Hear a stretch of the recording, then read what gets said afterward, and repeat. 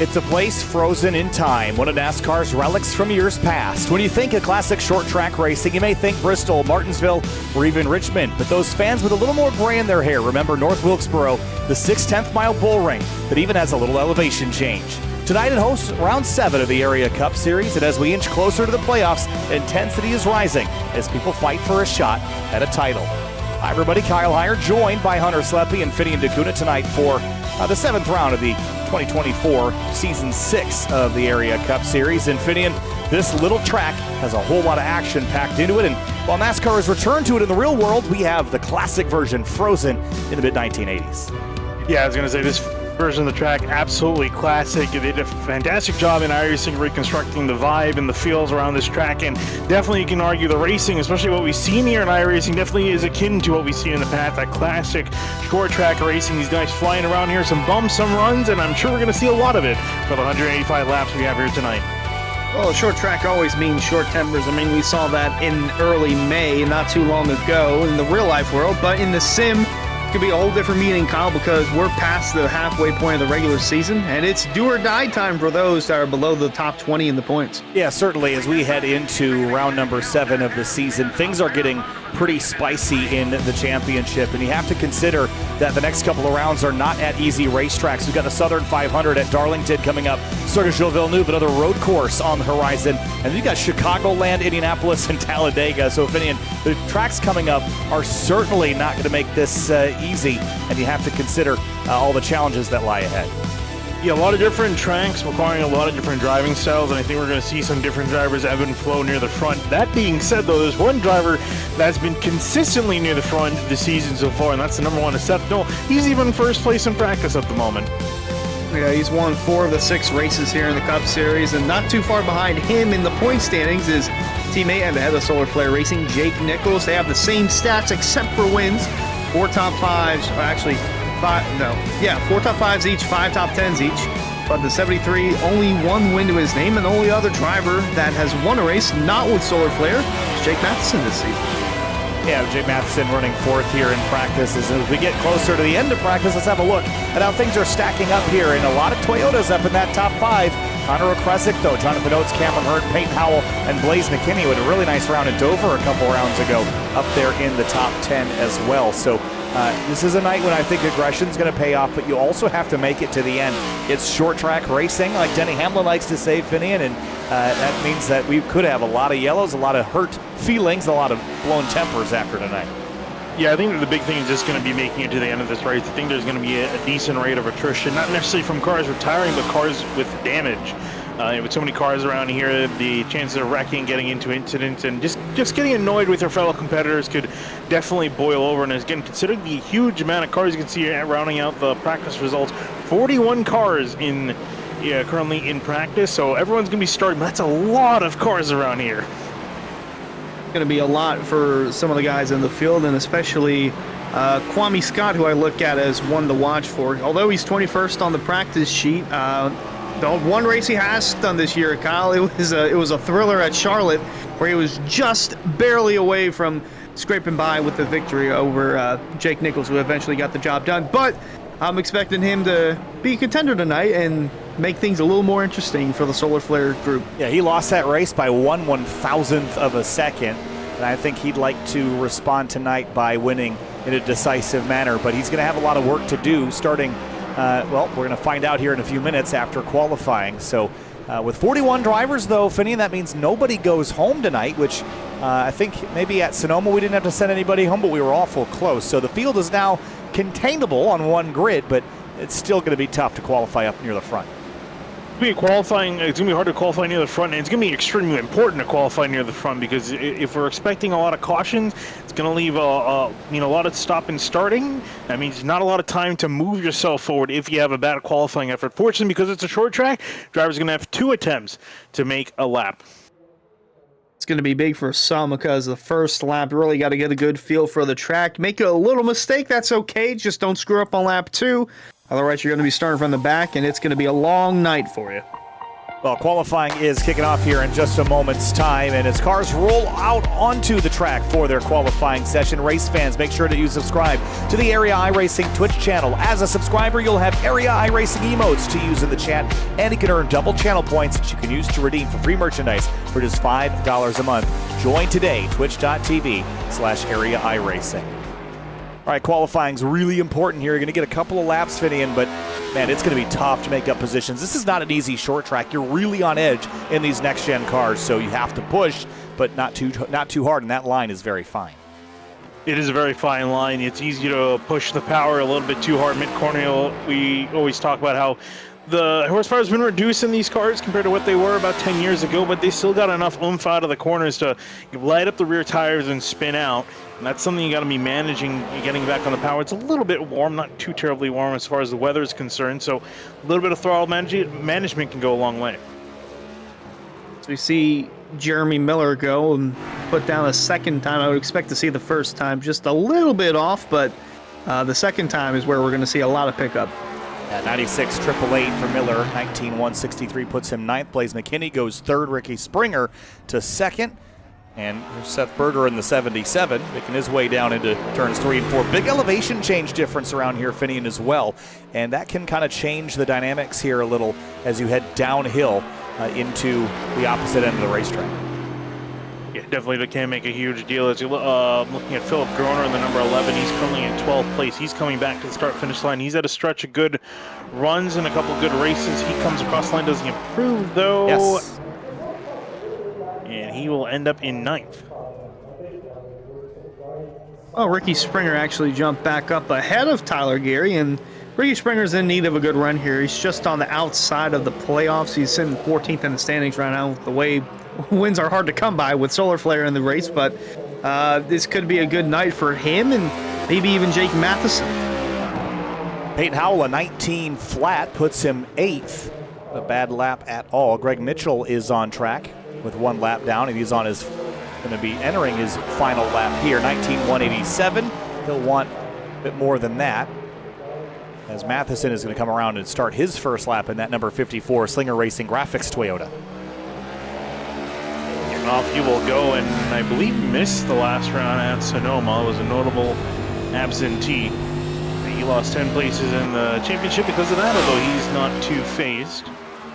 He does have a win to his name, so it's not really going to matter a whole lot, but he'll go across around the outside as he uses the first lap as a bit of a joker lap, and then now we'll set a flying lap on lap number 2. Yeah, Matheson really good in short track starts in the Cup Series. Top 10 in each of his 4 starts and 3 top 5s. His average finishes 3rd on the short track, so we got to keep an eye on this 54 car. He's the only other driver to win this year, not with Solar Flare Racing, but see what his lap time is. 19-982. That puts him 3rd. A pretty strong lap, I must say. Bobby Scott riding way up the racetrack in a similar fashion to what the 54 did. And while he hasn't been with us a whole bunch this season, when he has, he is competitive. Documented his finish at Charlotte, 1/1000th off of Jake Nichols. And we'll see what he can do on the second and final lap. They're still looking for that first win in Area Cup Series competition, but this 36 car has been really quick when you've seen him out on track this year. And across the line for the 36, wow. Quick in qualifying, up to pole by 17,000ths of a second over Ricky Springer. Whenever he's here, he always raises the eyebrows of everyone watching, even us here in the booth, just looking at the 36 of Kwame Scott, still at less than a minute to go in qualifying, and a handful of cars that have yet to put a time down. Kyle, leaderboard's going to light up like a Christmas. Matthew Morton goes 7th. James Scioli and Seth Knoll are on their second laps. And Knoll goes 35th on lap 1. Scioli, 19 flat. That'll put him out 6th spot.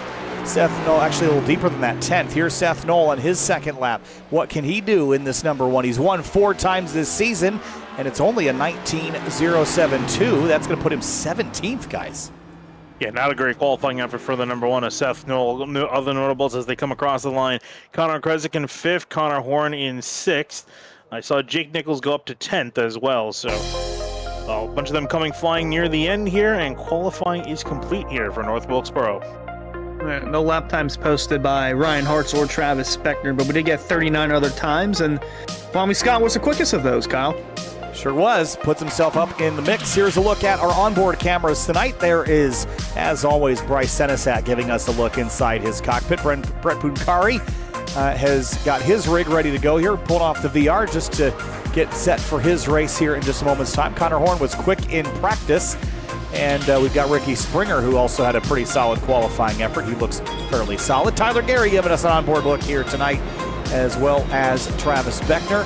And then, as always, Michael Curhan giving us a look inside things. Starting a GoFundMe so I can afford this expensive hobby of printing these signs.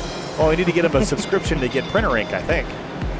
Yeah, I was going to say, I think that's going to really be killing you. You got to figure out how to optimize the proper margins on that, because that stuff is liquid gold. I think it's just cheaper to buy a new printer every time. Basically, work on getting a printing ink partnership with Area. There you go. That would help a lot. Well, we'll tell you about our starting grid sponsor, and that's Central Mobile Homes. Looking for a smaller, large home, a new shed, or a triple crown trailer? Look no further than Central Mobile Homes. They've been proudly serving Florida customers for 28 years with a plethora of small and large home floor plans, shed designs, and triple crown trailers. Available in LaBelle, Okeechobee, Clewiston, and Sebring. Head to centralmobilehomesinc.com to get started today. Guys, the challenges around this short track, you know, it's similar in length to Bristol, but it doesn't have the banking that Bristol has. When you talk about the challenges of this racetrack, there's just not a lot of lateral grip. When you go off into these corners, you're leaning it so much on the tire, and as soon as you overstep that bound, you're going to be in the wall here. And there are concrete walls, no safer barriers around here. Yeah, I was going to say, it's definitely something you guys got to keep an eye on and manage the car, manage the way it handles, watch the way they push these cars. Of course, seeing the tire wear is not necessarily the biggest concern, but it's definitely easy to force the car a little bit too hard, overheat the tires, and then you find yourself spinning out. And you mentioned those concrete walls, it's definitely going to provide a lot of hurt. They're going to wish there was the newer version of the track with the safer barriers to kind of absorb that impact. Yeah, I'm going to expect a lot of bumping and banging here, especially in the middle of the turns. It's very easy to get back on the throttle and try to make up as much time as possible through the center of the turn, but you don't want to go too hard on the tires, although there is very little tire wear here, but you don't want to overheat them up too much in the early going. You just want to log in some laps and then just ease your way through as the night goes on. And you do pointed out the temperature tonight. It's not exactly scorching. It's about 103 degrees on the racetrack, 71 in the air. Nice and comfortable for the virtual fans here. But, you know, we could see this change. And I think with so many cars around a track like this, we're going to see this track rubber in a lot. And the transition from the beginning of this race to the last lap, which will be 185 laps into this, it will be pretty extreme. It is going to be pretty extreme. We're going to have, if we do get long green flag runs, you're going to see you basically have cars constantly running around this place. So the track is going to be constantly rubbered in, more and more rubber there. Drivers going to be potentially looking for more lanes to get that grip, get that runs, you know, defend and attack the positions throughout the race as it transitions. But before speaking of transitioning, before we head on to the race, got quite a few EOLs coming into this event.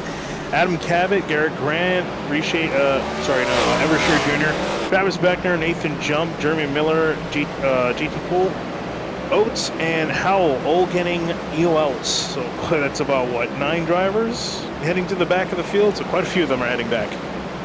Pretty much a quarter of the field with an EOL, so that's probably why we didn't see lap times put down by Travis Beckner. I was going to say Ryan Hartz, but he didn't put one down as well.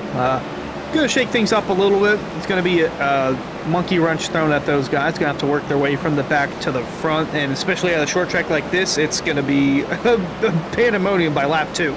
Well, you guys bring up an interesting point. Finian mentioned the lack of tire wear, as we've seen on this next-gen car. You bring up the fact that we'll probably see some pandemonium. What's our tire strategy look like? Is it all a track position play in this 185-lap race, or do you think you're going to need some tires at some point, and will you be willing to pit early for those tires and then stay out and try to make your way through it, the field?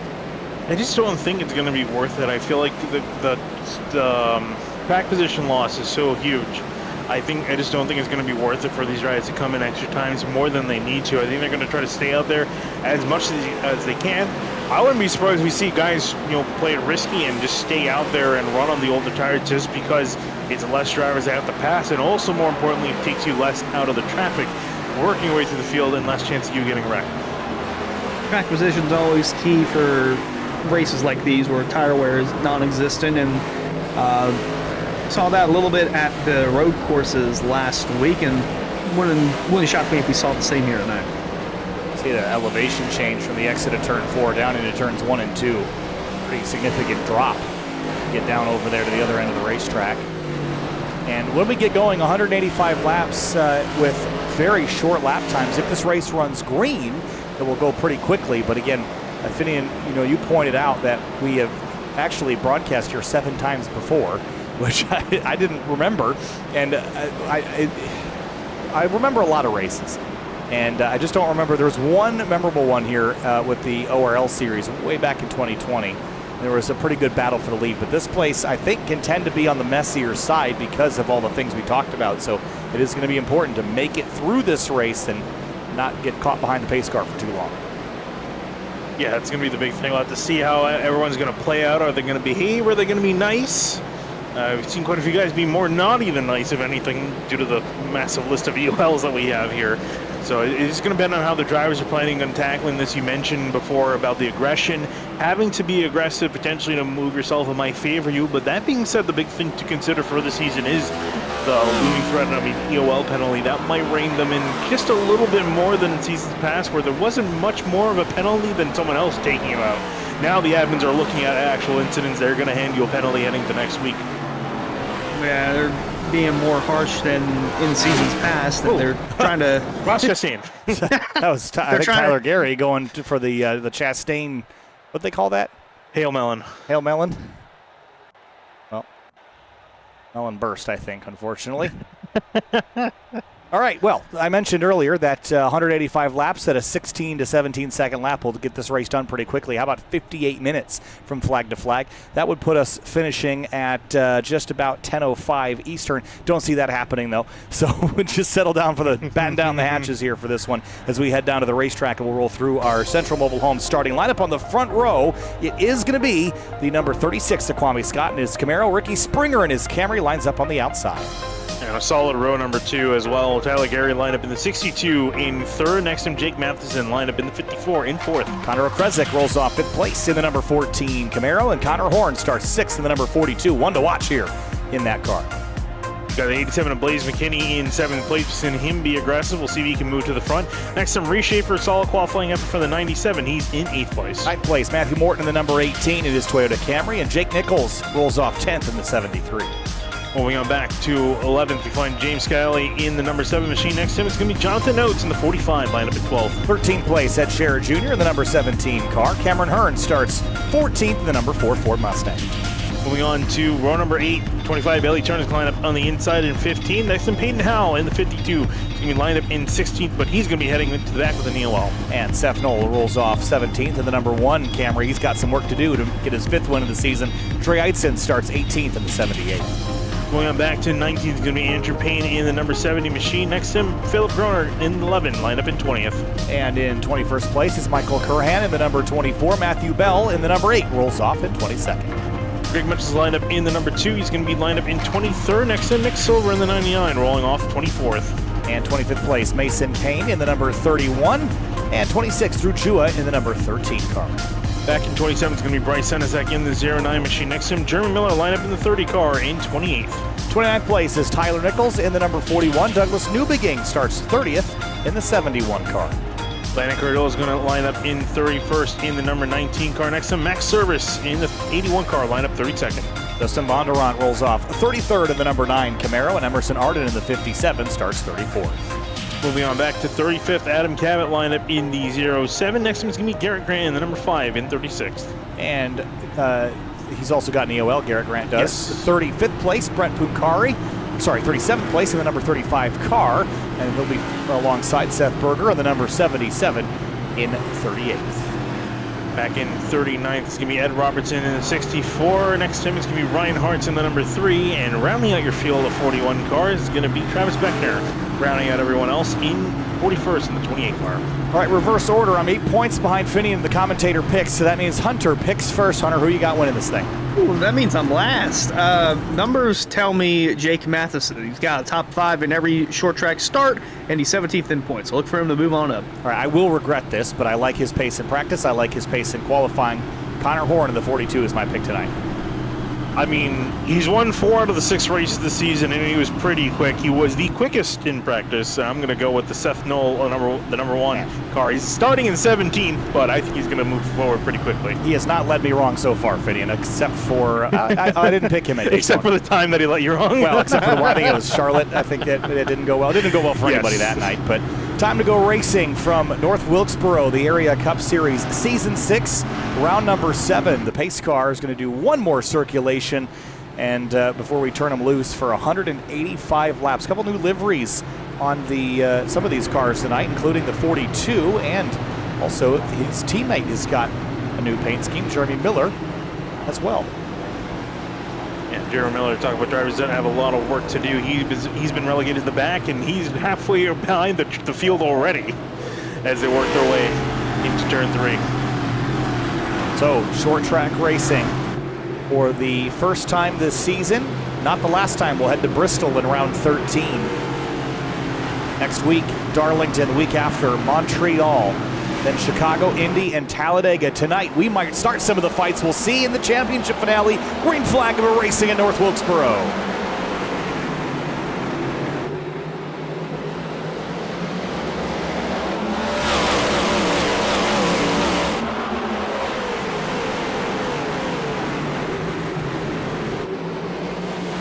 Just like that, a lap is done. They're going to click off very fast around here. Kwame Scott to the lead. Ricky Springer second. Matheson, Gary, Okresic, your top 5. Yeah, it's a Tyler here. You get very close to the back bumper of Kwame Scott, almost turned him around. He just backed off enough to lay off him heading into turn 1, but they're still fighting, especially back here. See the 42 Connor Horn on the outside. He's working around Blaze McKinney. It's a battle for 6th place between them. A stack up on that bottom row. Not too many guys on the outside, so you're going to make the most of that. Connor Horn looking to stay 6th. As a little further on back, got some side-by-side action. Cameron Hearn and Philip Groner also using the outside lane to their advantage. Yeah, this is kind of a multi-group racetrack in some senses. You can make passes on the bottom, but I think you kind of want to be on the outside for defense a little later, depending on which end of the racetrack you're on. So we'll see that kind of ebb and flow as well. As a bit of a scrum back here between Emerson Arden, 41 of Tyler Nichols, the 19 of Landon Cardolo, and the 77 of Berger. There's Beckner up 10 spots already. Yeah, he's on a mission forward, trying to make up for lost time. He's not waiting for anything special. Trouble ahead of I us. have to say that. Newbegin in the wall. I think he tagged Max Service caution out.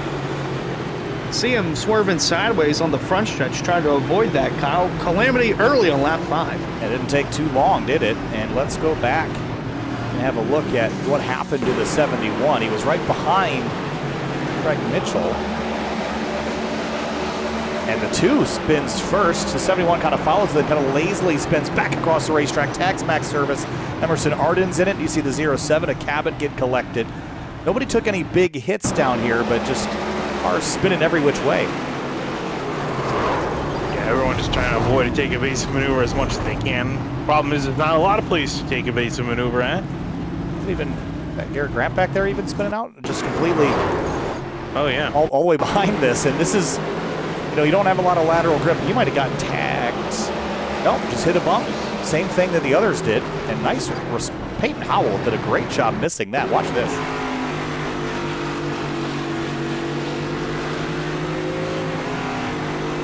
Whoa. Little kiss to the outside wall, but the car pretty much in good shape. The first yellow lap number 5, and we've established our running order already. But clicked off a few. That turn 4 exit's pretty tricky, Hunter. Yeah, very tricky. Caught a few people off guard this early on. Very shocked by how that all took place. And then obviously checking up is going to be a problem here, at least on the front stretch. The back stretch you have a little bit more room, although there is grass to the inside. The front stretch you have an inside wall, so your options are very limited if you're trying to avoid a wreck on the front stretch. You can even see, if you look at the exit of turn 4, how the wall kind of goes up and out. The track kind of falls away a little up over there. And it creates a pretty slippery zone. And, I mentioned the lack of banking here. You're carrying a lot of speed, especially into the downhill, but because you don't have banking, there's not a lot to lean on when you get down there. So if you charge the corner too hard, it will bite you in a big, big way. But Greg Mitchell is a lap down. Everyone else is on the lead lap, and we'll get the 1 to green. Quick yellows here because of the short lap. Quick hills, like to see that. Get everyone back ready to go underway. Kwame Scott will lead them again. Springer, Matheson, Gary, and Okrezik, your top five. You're pretty much the same top five, slightly shuffled around as we get ready to take the green once more. Here we go. Field rolls out of turn number 4. Kwame Scott is on the inside. Ricky Springer on the outside. Take note of that for later. Here we go. Green flag and we're racing again at North Wilkesboro. Is that the 14? That's the 87 that's way up high out there. Trying to make a 3-1 on the outside of turn 2, but couldn't quite stick it there as he had to yield to Tyler Gary, who's now trying to work the outside of Ricky Springer. But 51 blocking low and will keep that spot. And now it's Gary versus Matheson for third as there's more battles on behind. Ooh, that 57 almost had a moment there. That was Emerson Arden. And he's still in a pickle coming off too. Oh, he squeezed again. He's going to get hit by the 52 of Peyton Howell, who's trying to move forward. It is scrappy back here, isn't it?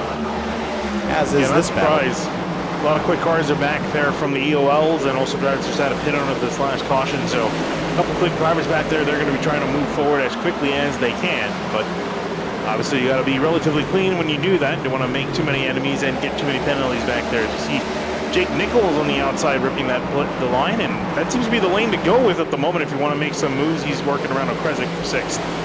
Yeah, no one else using it in front of him or behind him, at least right around him. You got Seth Nolan, the one who's trying to utilize that, but he's got Philip Broner, Cameron Hearn on the outside of that as well, just trying to navigate his way through all this carnage.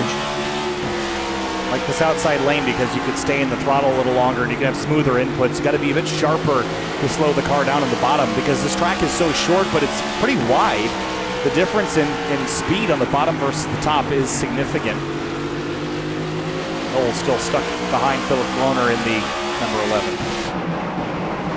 And just up ahead of these drivers is Cameron Hearn, the driver who cannot seem to catch a break this season. So far, so good. He's running well in 13th. Highest finish this season out of the 5 starts for Cameron Hearn is 34th. So I think he's just hoping for some decent luck to come his way so far. And so far, so good in the early running here as Kwame Scott is locked in and concentrated. Look at the focus in his eyes. His head is not even moving. He's dead focused ahead on making his corners and trying to break away from Ricky Springer and Tyler Gary.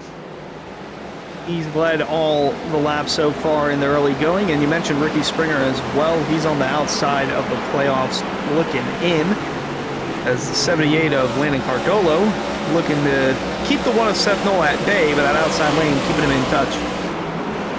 28 of Beckner is up to 23rd position, so he's almost driven through half the field, and it seems like the front bumper's still on this car, so he hasn't made any enemies yet, Finian.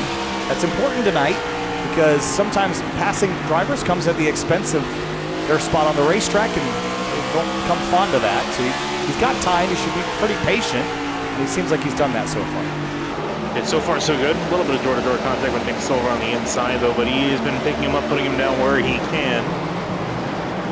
And just kind of picking off one car at a time. He's been plus 17. Trying to get past Nick Silver, be plus 18.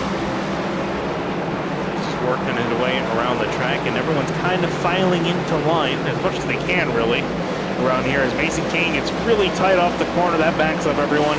Matthew Bell now working around, and here comes Beckner, also working around 31. Beckner had his hand up in the air. Matthew Bell is like, hey, move it, I gotta go, I got places to go, people to see, races to win. 20 laps complete. Things happen fast here in North Wilkesboro. While this battle continues, the leader is being run down. Ricky Springer is catching Kwame Scott. The thing is, we always say catching is one thing, passing is another, especially at a short track like this. So I think Springer's going to have his work cut out for him. I don't think he's really going to push the effort. I don't think it's really worth trying to make a pass here on lap 20 of 185. So I think this might just maybe try to sit in behind Kwame Scott because they're enjoying a comfortable lead between themselves and Tyler Gary. Springer needs a good finish. He's gotten 2 top 10s in his last 3 races, so wants to keep the momentum rolling on his part and try to chase for a championship. Meanwhile, back here, 3 wide, center sack in the middle of Berger, and that's Peyton Howell to the inside. Yeah, Peyton Howell got there with a big send into turn 3. Watch this run that he gets out of 2. Sees an opportunity and just sails it down into turn 3, Finian, but somehow they made it work. You don't see that a lot at the short track. They really don't. Household trying to work on Bryce Senizak at the moment, working around the outside, and Max Service just up ahead after he had some minor contact in the first wreck. Riding on board, looking at on board for Bryce Senizak. Just got passed by the 52, and the caution's out in behind. Justin Bonnerant and the 71, I think? Oh no, Edward Shear Jr. got involved. 71 is there as well, but I'm not sure if he was an innocent bystander or just let the action unfold in front of him. Let us find out. Bondurant kind of goes up the hill and well, it kind of happened on his own, and the 17 just had to stop. He did get kind of rear-ended there by Newbigging, but it seemed like that was kind of self-inflicted there by the 9. Again, going off in there really hard, Finian locks up, then gets tagged by Jonathan Oates. Yeah, it looks like his brakes weren't working. It just seemed like he just could not get the thing to slow down. I think he was, like you said, he was trying to outbrake. I think he was running against the 19. Just could not get the car low down in time, made contact, and then riding on board with Douglas Newbigging, and nowhere for him to go. Yeah, unfortunate. That's a Lucky Duck car as well, hitting another Lucky Duck car. So a couple unlucky ducks early in the going as still... Did we... What? Pass for the lead while that was all happening? I think he did, like right at the brink of it. Here we go. Here's a look at it. Oh, yeah. So nobody making pit stops here, so let's go back and look at this while we're watching other battles deeper in the field. Ricky Springer was chasing down Kwame Scott. He had been hunting him the last couple of laps prior to this.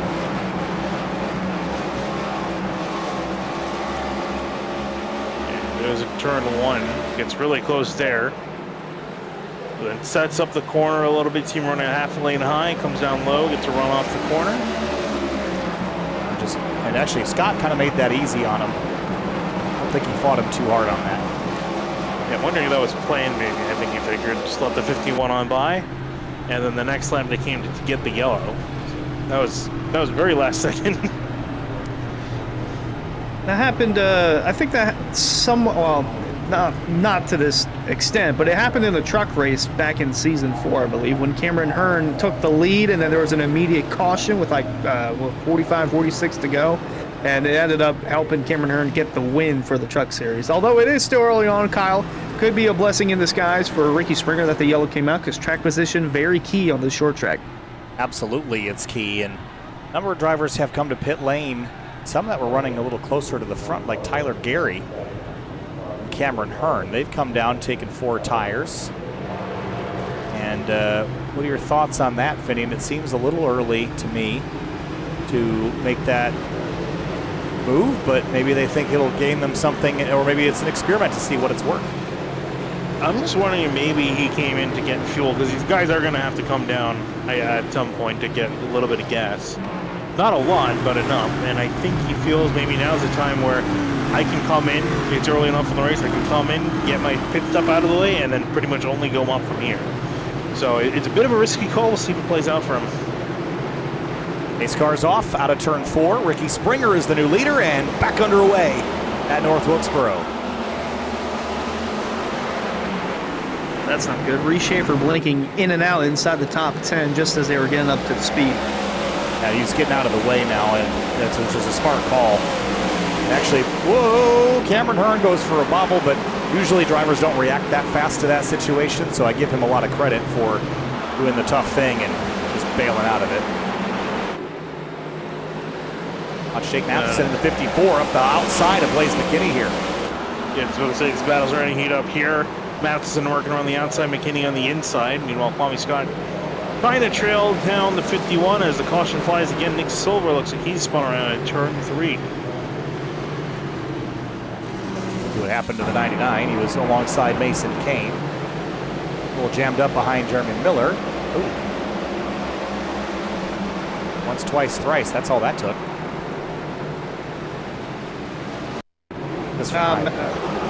Hey, Max Service went all the way to the inside there. I'm not sure if he had contact or was just trying to avoid the silver machine. Yep. I'm curious to see how this will get ruled. Seems like the 30 turns left and to cause the initial contact right here. The 99 back across the road. So Yeah, he jumped on the radio, so but he apologized to Nick. He was saying he was just trying to make a move to the inside of Bell, and then unfortunately they met there in the middle.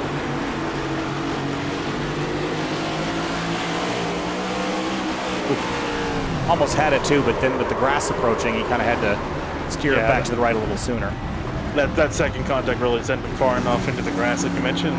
Very easy to loop from there, but we'll see if we'll see how that'll get ruled. If anything, it might be an EOL for the 30, but I think already close to the back. Actually, he's kind of stuck midfield, so that wouldn't really help. Tyler Gary, in the meanwhile, is up to 25th, slowly moving back forward once more. Yeah, it's always tough, Kyle, pitting early on, especially at a short track like this, because the yellows have come from the middle or towards the rear of the field. And I just have a feeling that if you want to stay out of this, obviously being in the front would work, but that's always the main concern if you're pitting early. And like I said, these yellows have come from the middle of the field or in the back of the field. Very easy to get caught up in this. Well, just notified in our YouTube chat that viewer J. Ray Bay has hit 55 months as a member of SimTV. About 4.5 years. Pretty sure he's the oldest one. That would be true. 4.5 years. That is crazy. Good Lord. How much has happened in the last 4.5 years? Yeah. Oh, gosh. I don't know, too much. On the SimTV side of things and the global side of things, yes, a lot has happened in 4.5 years. I was going to say, even personally and professionally, a lot has changed. Anyway, we're back underway. Ricky Springer, Kwame Scott on the front row, and Springer is on the money down into turn one, but Kwame's giving him a run for his money on the outside lane here. Yeah, looks like he feels he has a good shot at getting it back, but he's going to probably be quickly usurped here as the 51 is going to charge into turn three. Kwame still pushing that car on the outside. Meanwhile, 3 wide back here. See Drew on the middle, Jeremy Miller to the inside, and Payne to the outside. And they will disperse once more. Travis Beckner as well in the middle. That he's also looking potentially 3 wide. Man, Travis Beckner's really been widening his arc in 1 and 2, just trying to get as much of the racetrack as possible. It's worked out for him. He had an EOL, so he already had the start in the back. He's closing in on the top 10, not too far from it. By the way, shared incident responsibility for that most recent collision. Makes a lot of sense. Beckner's really squeezing up to the outside here, trying to make moves in that 28. 3 abreast out of turn 2. He's going to try it again on the outside of the 24 Curran, but didn't get overlap. Yeah, he ended up tapping the backstretch wall coming off the corner. He's getting really tight. He's still trying to go up there. And that's the issue that you get. It's really tight. That wall comes up on you quickly. Everyone is flying towards that wall on the exit. So very easily to pinch yourself, get yourself on the wall, and kill your momentum. But he's been trying to make that outside work. Now fighting with Drew Jewett. It's a battle for 15th place. Makes a huge lunge on the 24 Michael Curran. Yeah, he's really trying to get that outside lane going towards the back. Saw the 8 of Matthew Bell. He bounced off the wall there. He's trying to get that going. And the 70 of Andrew Payne slapping the wall up front. Meanwhile, just in front of Travis Beckner, right outside the top 10. Philip Groner trying to hold on to 11th as Seth Knoll looks to the inside. This is getting really tight, and everyone's kind of cheating up the racetrack. This is kind of what you see at this place. As the run goes on, you move further and further up the racetrack to try to carry more and more speed. And then by the end of this thing, everyone's right up against the outside wall. It reminds me a lot of, what's that other short track? IRP? Whoa, Mason Cage! Get it on the front stretch! And back into traffic. Oh, no! Oh, no! And Bryce Senesac goes for a ride.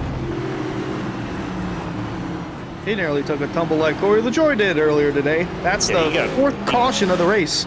He got quite the hip check there, almost sent airborne, which you wouldn't normally talk about at a short track like this. That all started on the exit of 4 with Mason Kane. I'm not sure what happened, but his car just went sideways all of a sudden. He just gets loose on his own and comes back across the racetrack. Going to bounce off the wall into the 77, and then, gosh, the 09. What a heavy hit that was. Seth Bergeron's underneath him. Bam. Picks it up and straight into the concrete. Was lucky to get the wall and not the catch fence there. But it all happens so fast.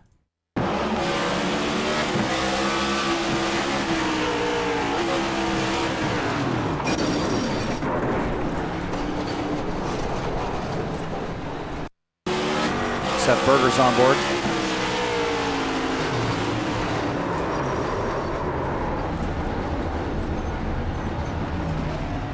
nowhere really for him to go in all that.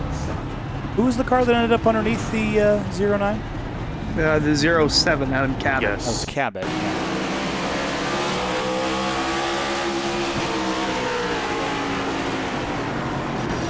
Man. Yeah, one little slip and a big mess behind him.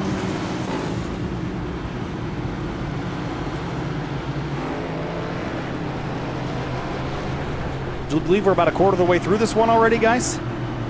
Yeah, I was gonna say it's kind of flying by, and I think this is what, caution number 4.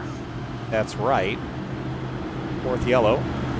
Okay. Honestly, we've been under caution about half as many as we have green, and that doesn't, I mean, it feels like we've had quite a bit of running, but the short laps help with that. I was gonna say I think the cautions have been really short. Man, I didn't get to my mute button fast enough. I apologize for everybody for that. I didn't know that one was coming. Oh, yeah, it's one of those ones that kind of sneak up on you. Oh, it snuck up on me. My cat jumped in my lap and brought some dust with him, I think. All right, well, while we're under caution, without looking, without cheating, how many, does anyone know how many cautions we had in the Area Truck Series race? 17. Close. 16. Yes. I knew it was one of the two. We were talking about it a couple hours ago with Jacob Bell and a bunch of others down in the general chat for area, which props to Jacob. This is a very difficult week because it is a short track, and like you mentioned, 16 yellows in the only previous race here for area, so it's a lot to handle. One to green here. Lining back up for a restart. Ricky Springer still in command. I just kind of wonder when Kwame Scott's potentially going to be able to rebound. I don't think he'll be able to really have a go at it until we get a long green flag run like we had earlier on after the first caution. But he's going to have to kind of let this play out. Fortunately, a lot of short runs recently, back to back to back. Scar makes the left onto pit lane, and here we go. Green flag. Tyler Gary in the background there, remember, on fresher tires, making a move forward underneath the 78 of Eitzen, and pushes the 19 of Cardullo way up the racetrack. He's trying to make some moves, make some aggressive runs early on to get back up there, get up near the top spot, because I would argue I think he's pretty much good to go to the end on fuel, if not close to good. I think he might be banking on a few more cautions to slow this down. Meanwhile, Jake Matheson making a move on the outside of the 87 of Blaze McKinney, trying to fight for third, but McKinney's been very stubborn in his defense, trying to keep that spot. And very hard to come by as Tyler Gary still trying to make some work on the inside. I almost read that as read Skyley's car as Tyler Gary, but nonetheless, I read this as Connor Horn with the new 42 paint scheme, and he's kind of been stagnant. He's been inside the top 10, but hovering around 6th or 7th for most of the races. Springer still leads, and Connor Horn backs off from 3 and 4 there. I think Connor would do well with a longer run. Not sure that these continued restarts are playing into his favor. We'll watch him try to move back forward. At least he's got single file, can choose his lane now as Springer leads by about half a second over Kwame Scott. Michael Curhan's a little out of line, and wow, the 19 of Cardullo almost got the wall, and somebody's middle 3 wide. There's Miller again. Yeah, Miller's been trying to work through the field as much as he can. He's been put up, put back down, put back up, put back down, and it was kind of breaking away a little bit. That's right, around 24th there with Emerson Arden, nearly tapping the wall there on the outside. He did get the wall, actually, and then bounced off it again going into turn 3. Bryce Henizak lost a lot of positions back to 24th, with Jeremy Miller sideways in front of him. And for McKinney, it looks like he got sideways off in turn 4, and that put him way down the order. Spinner! And Robertson. Oh. Did he save it? Yeah, He did. He did. Wow. Will stay green. A lot of people getting loose. Off and man at it again with a great save, still green, and it's Springer still leading as Kwame Scott 4 Carling's back in second. Into turn 1. Matthew Morton in that 18 has had a decent run today, but the action is centered right around this spot. The 70 spins. Oh, look out. Andrew Payne goes around. And who did he get help from? Survey says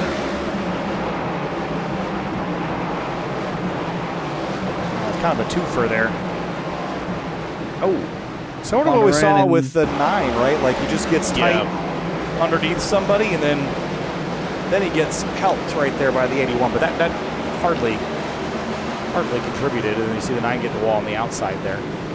Yeah, I think the issue is that the banking is not consistent around here, so it's a lot flatter on the bottom part of the racetrack than it is up near the top.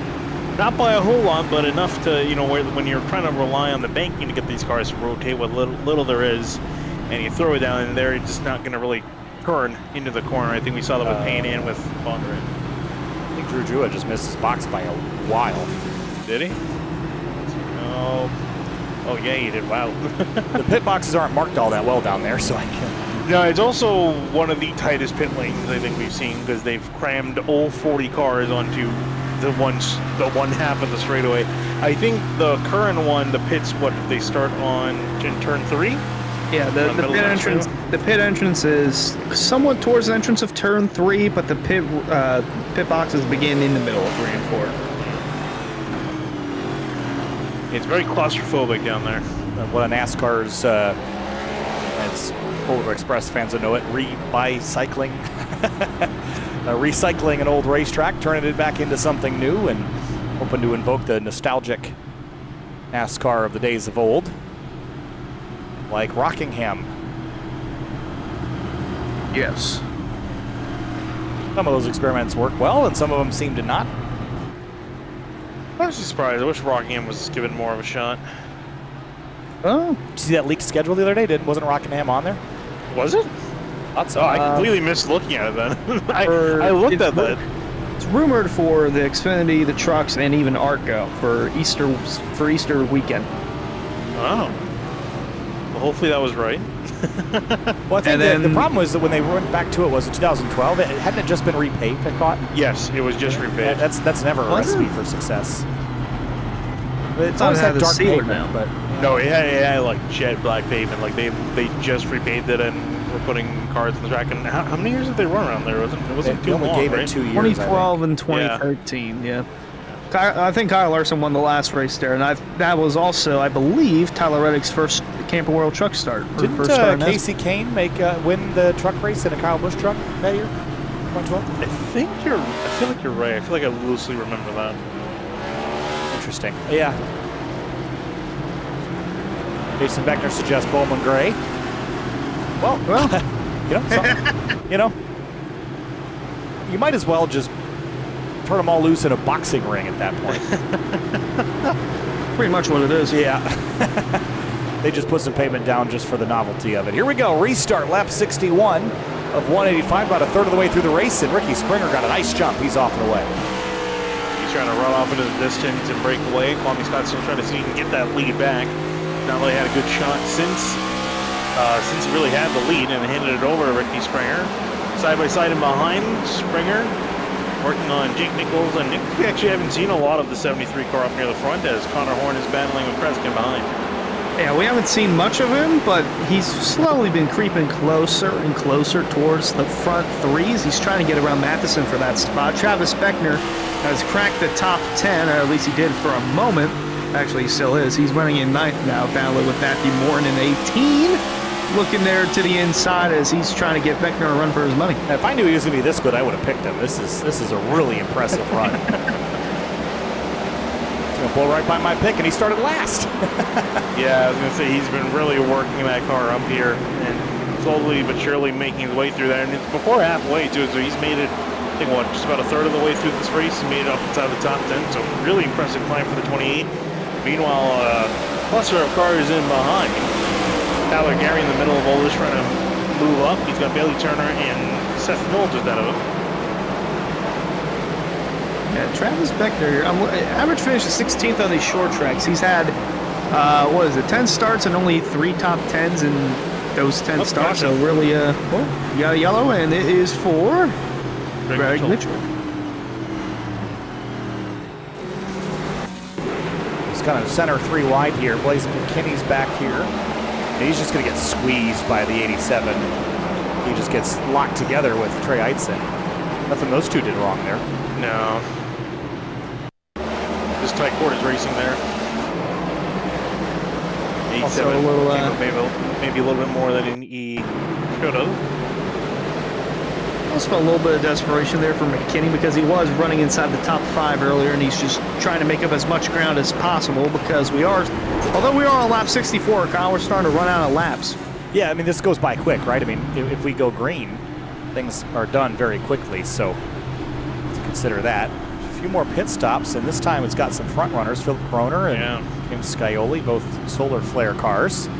I'm not too surprised. I'm not too surprised because we're heading to halfway, and you're able to make it from here to the end, so might as well come in around now. You don't want to spend too much time. Yeah, I think you don't want to pit too late. I think is going to be the big thing because you never know when that green flag run is going to come. That could really upset your strategy, and also if you pit later on, you're really going to be near the back.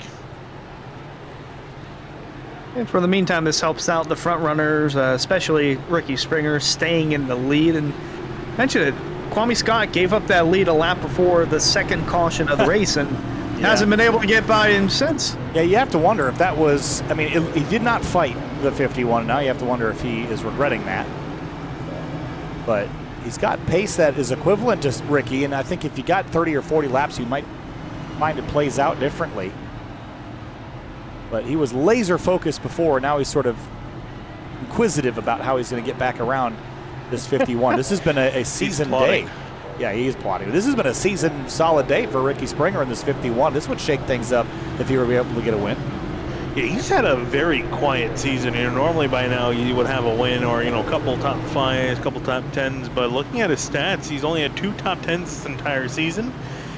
So it's been very quiet in the 51 camp, and he's had mixed results across the board. Well, we've had some great replays so far, courtesy of Henry County Motorsports Park. Racing returns to the Henry County Motorsports Park on September 7th. It's only a few weeks from now, including 360 Top Gun wing sprints, Cruiser late models, factory stocks, and more. Tickets are just $15 for adults, with discounted prices for seniors, teens, and kids ages 5 and under are free. Available in LaBelle, Okeechobee, Lewiston, and Sebring. Had to... Whoop, sorry. Got mixed those two together. I was looking to make sure we weren't going green. Come see racing at the southernmost dirt track in America, located in Lewiston, Florida, off US Highway 27. Visit henryracing.com for more info. They got short yellows. I got a lot to read. Bear with me. Henry County Motorsports Park is only in one location. Yes. I mean, if they had it in more, wouldn't that be great?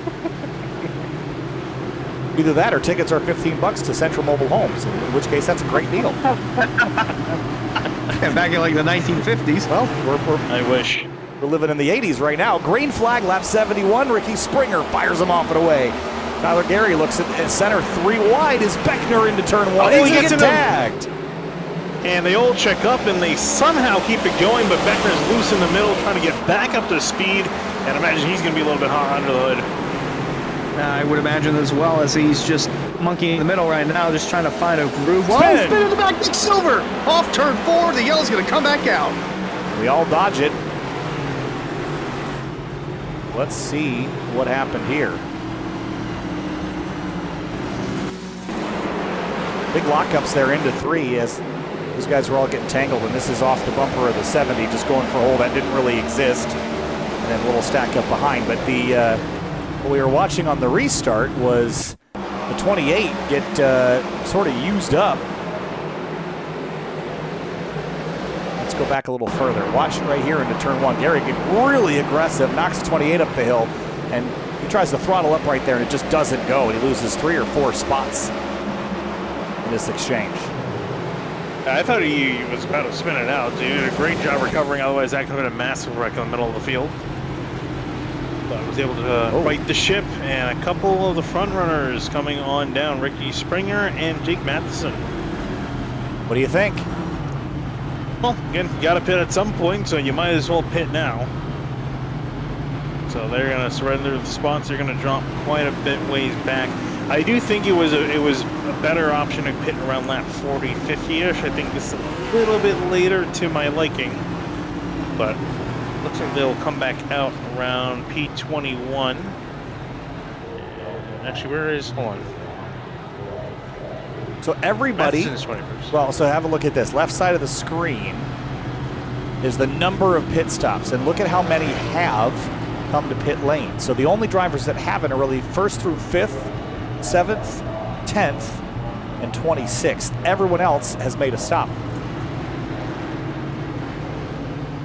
Yeah, it does look like that. No, I was trying to find what happened between Matheson and Ricky Springer. Matheson only took 2 tires.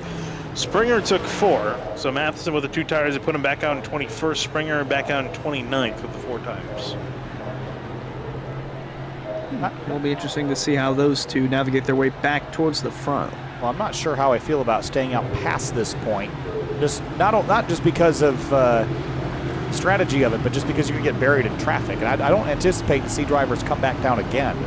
No, I don't think so. With the amount of cautions we're getting, I don't think they're going to have to come back down.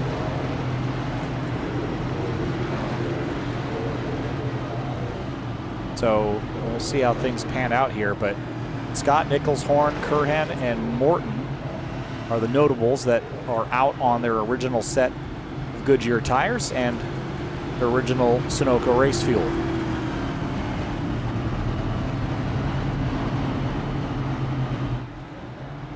But everybody is on the lead lap except for Reese Schaefer, Matthew Bell, and Seth Berger, and then Mason Kane and Senesac have a DNF tonight as the lights extinguish on the pace car. We'll set back up for a restart.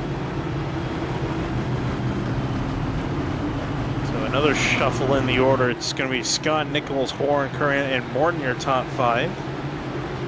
Calgary's back up there in 6th, so and you can throw Seth Mills to the mix as well. So a lot of strong cars still near the front, but quite a few of them still need to come and make down their stop. And Gary's done pitting, by the way. Yeah. So see if that works out for him. Kwame Scott and Jake Nichols on the front row here for the restart. Here we go, green flag.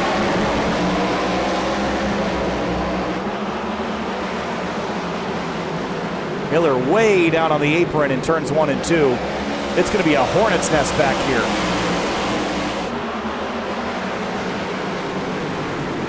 Yeah, everyone all swarming around. Calgary in the middle there. Michael Curran almost 3 wide. He will just stay clear of Gary. Gary will follow in suit around Matthew Morton. And look at Peyton Howell in the 52 charging to the outside.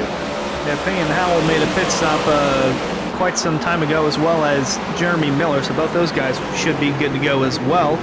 Howell working his way through the 6th, trying to clear Matthew Morton. Whoa! Miller around on the front straightaway. Oh, back into traffic. And clips the 51 of Springer. Hate to see that.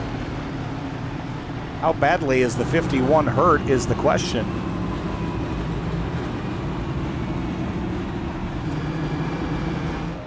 He's got some good damage on the left front.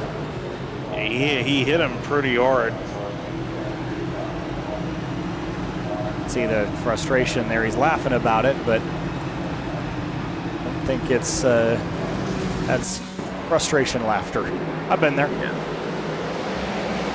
There was the risk there when you come into the pits, get put back in traffic.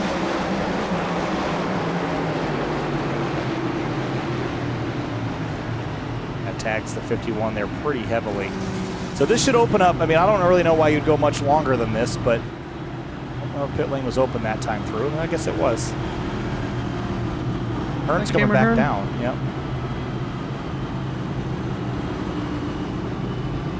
I think Tyler Gary and Peyton Howell are in a really good spot, having already pitted.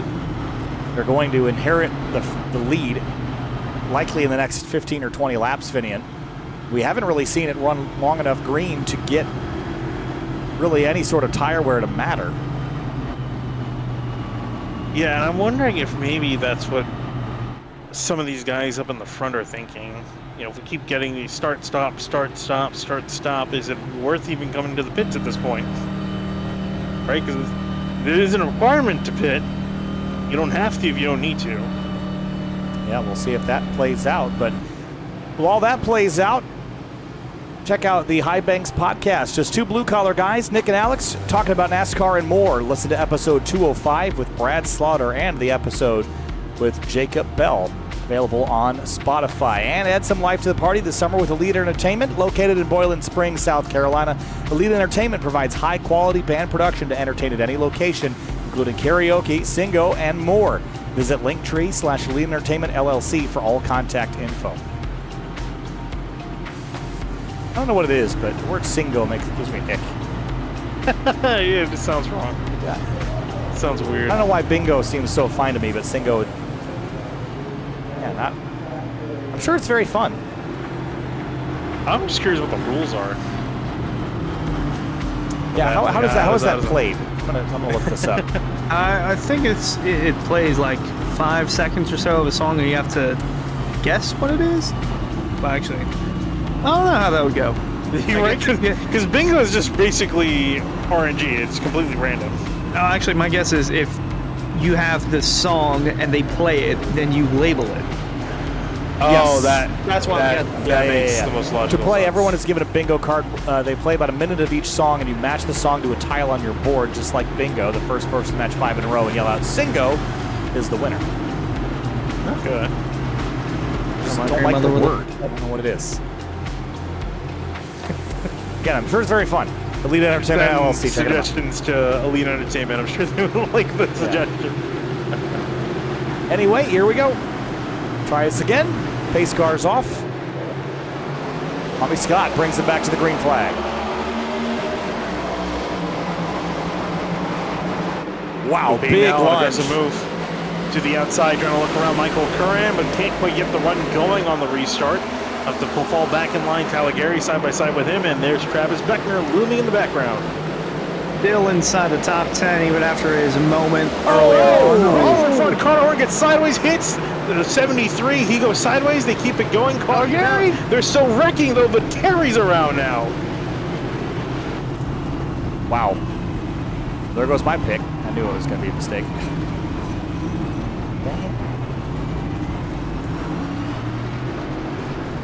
Well, let's go back. Inside the top 5 when that occurred. Look. So 42 is already around here. He's still 8th, but with fairly significant damage. So what happened to start this? Does he just get hung up on the 73? Connor got loose. Oh, he There just you go. spins into the 73. That is similar to what happened to Mason Kane. Just got loose in the middle of the straightaway. But if you look up the road, you'll see the 62 go around, and I think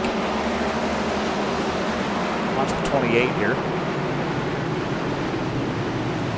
Conveniently disguised that, I think, as but he's up to 5th.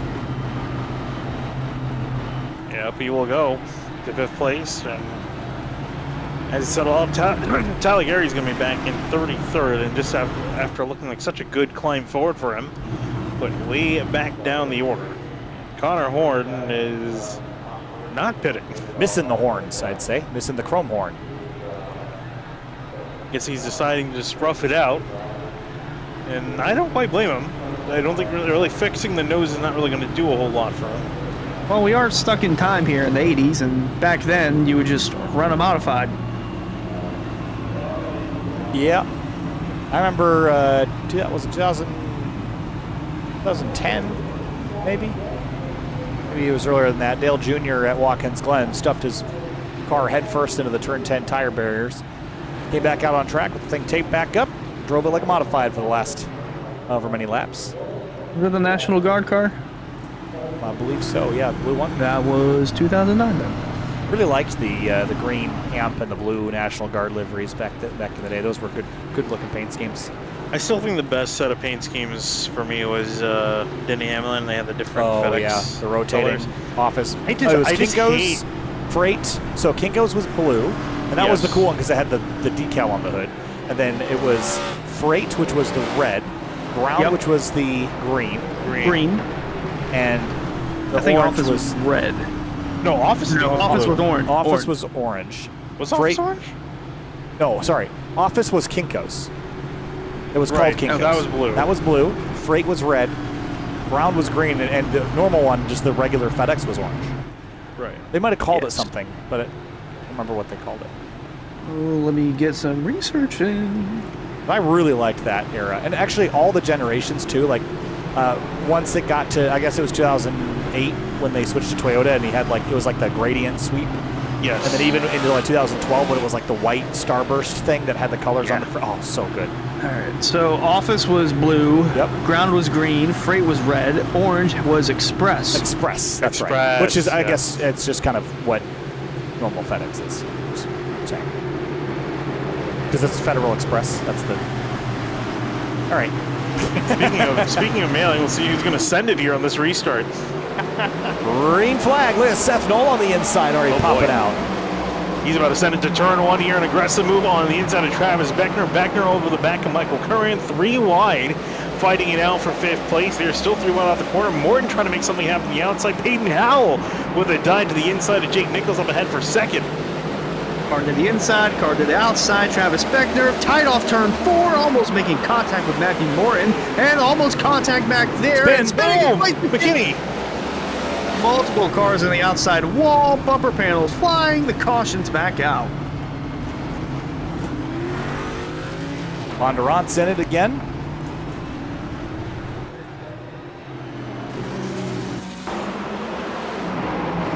Oh, gosh. More to it than this.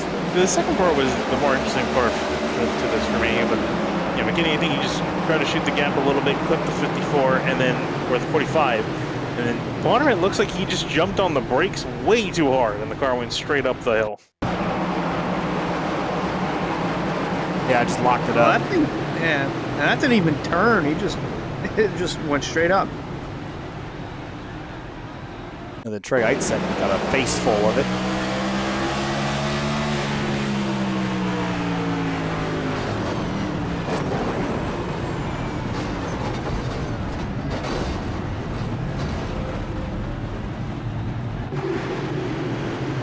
All right, we're back under yellow. Yeah, Adam Cabin having a well, he's having a decent time, but he said on the radio, and I quote, "There is a lot of expletive around me." But he's actually up into 12th, and he was involved in wreck not too long ago. We are almost at equal yellow to equal green. I think we will be at equal yellow by the time we restart. We had some good runs going. It's gotten a little crazier. We went about 20 laps from lap 25 to 42, and then 10 laps, 6 laps, 1 lap, 8 laps, 7 laps, 8 laps. Are you able to see that? I've got it bookmarked when I have it. Oh, okay. I was like, damn, you got some extra data I don't. Yeah. Get that like that little box thing they have with the. Well, I just have bookmarks so I can Green do and this. This is the Bryce Senesac crash from earlier. Go back and look at this anytime, but pow, up, and that was the biggest hit of the day, I think. That car straight out of the race. Tyler Gary, I think, has just pulled off the racetrack. He's done. He has, yes. And with that, well, we've got another lap and a half or so. We might as well keep ripping through commitments here. It has been spicy this evening as of late, and we said that we were going to have some people mad at each other. Head over to rickshotsauce.com for some of the best hot sauces made locally in South Florida. Try the Loxahatchee Classic, Golden Garlic, Palm Beach Pineapple, or South Beach Heat. Follow the Rick's Hot Sauce Rookie of the Year battle in the Area Cup Series and see which driver will take home the $100 prize as the highest finishing rookie in the point standings. Really go for some chicken nuggies with some hot sauce right now. What kind of chicken nuggets? I don't know. Anywhere in particular? I think it's dinosaur nuggies right now. I'm in a dinosaur nugget boot. I don't remember the last time I had dinosaur I don't either, nuggets. and I think that's a shameful thing. Isn't it? Yeah, a bit. I'm a sucker for McDonald's chicken nuggets. Yep, right there with you. Well, let's see who gets to bring home the bread tonight. Lap 100, we're going to restart. Kwame Scott out in front again. Still no pit stop for many of the top 10. I think for a lot of them just planning on continuing to go Look at onwards. Peyton Howell on the outside. Pulls even with Scott, and if they crash behind him, he'll have the lead right now. He made a really great move in the last restart to work around Jake Nichols just as the caution came out. That helped him out a lot. So I'm sure he's hoping for another caution to come out right now because he's ahead of the 36, keeping him pinned to the inside. And you can see 3 wide action behind. James Scully to the inside of this. Groner in the middle. He has to back out. He's getting loose. He's going to hit the 7. He's going to spin, hit Okrezik hard, and Cameron Hurd hard into the wall. They're actually green still. Yeah, because they're off the below the racetrack. Well, 4 is going to back up onto it probably. I think he's good if he can get going before the field comes back around. And he has. He's just going to pull along the inside lane there. And look at the 36 trying to get the lead back from Kwame Scott. And Howell's almost got the move executed. He does. He makes the pass. He's officially clear the 36. How about Peyton now? Didn't think the 52 had anything particularly strong here tonight, but he's proven everything wrong. He's showing he's got race-winning pace. The highest in points of the Powerhouse Racing Group, and he is the highest on the leaderboard right now. Lap 103. Peyton Howell trying to hold off Kwame Scott. Still on his bumper as we look a little further back. Jonathan Oates to the inside of Connor Horn. Somehow he's back in the top 10, even missing front bumper. Yeah, don't really need it here, do you? Kwame Scott would really like to get this lead back. He got a wrestle from him earlier, gave it up. And he had it back for a few, but Peyton Howell has 40 lap fresher tires. Don't know how much it's making a difference, but it could be just enough. Could be just enough. That could be the thing that's kind of helping him out here. I'm hearing on the radio Jake Nichols saying his car is starting to get away from him as well, and I am thinking it was those 100-lap old tires that are not really doing him any favors at the moment to push. Meanwhile, looking at Connor Horn at 52, missing a nose, but that's not stopping him. Trying to defend from the 54 at the moment. Matheson will get on by. Lennon Cordula, next one in line, and in behind him his teammate 07 Adam Cabot working the outside of Max Service, and James Scully now looking up the inside. Very interesting to note, Matheson pitted about 33 laps ago, and he's starting to climb his way back to the top 10, so maybe that's something to keep an eye on. Still over 70 laps to go in this race. Kwame Scott to the inside, trying to get the lead back from Peyton Howell. He is not giving up just yet to the quarter panel of the 52. Going to drive in here really hard into turn 1. It's tough to keep that inside line going here, Finian, but if you can keep overlap into 3, I think Kwame Scott will have an opportunity to take this lead back. I mean, he's trying everything he can, went to the inside, now working to the outside now that the door's been opened up, but I just think he doesn't have the tire left. I think these guys really needed those short sprint runs, but now we're starting to get them to a slightly longer run now on this restart, and that's starting to hurt the guys that have stayed out here over 100 laps on their tires. It really didn't help that the multi-car incident on the backstretch didn't bring out a caution. Scott trying to look to the outside, trying to get a run, can't do that. Meanwhile, Travis Beckner's taking over third from Jake Nichols. That's the last thing that Kwame Scott wants to see, because this 28 car, well, he's used up his stuff. He hasn't really slowed down all that much. He was actually just about a tenth and a half off the leaders while completing that pass. So I think Beckner still very much is a danger to the front two.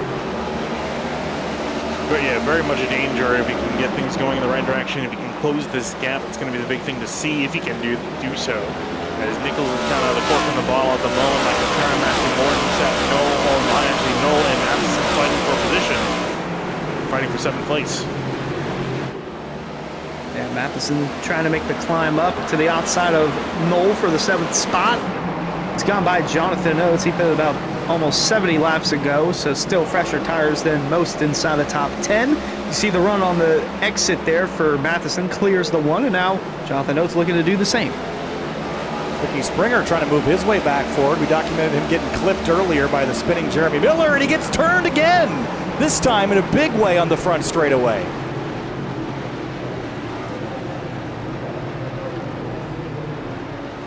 Wow, yeah, Ricky Springer is not having his days gone from bad to worse. Whoa! What on earth has just happened? Philip Groner on his side. That, how did that happen? All right, well, let's take a look at that first. I have never. Well, let's have a look at this. This comes up off the corner. I think Service just comes off the wall. Just tight quarters here. And then the 11 of Groner is on the other side of the racetrack.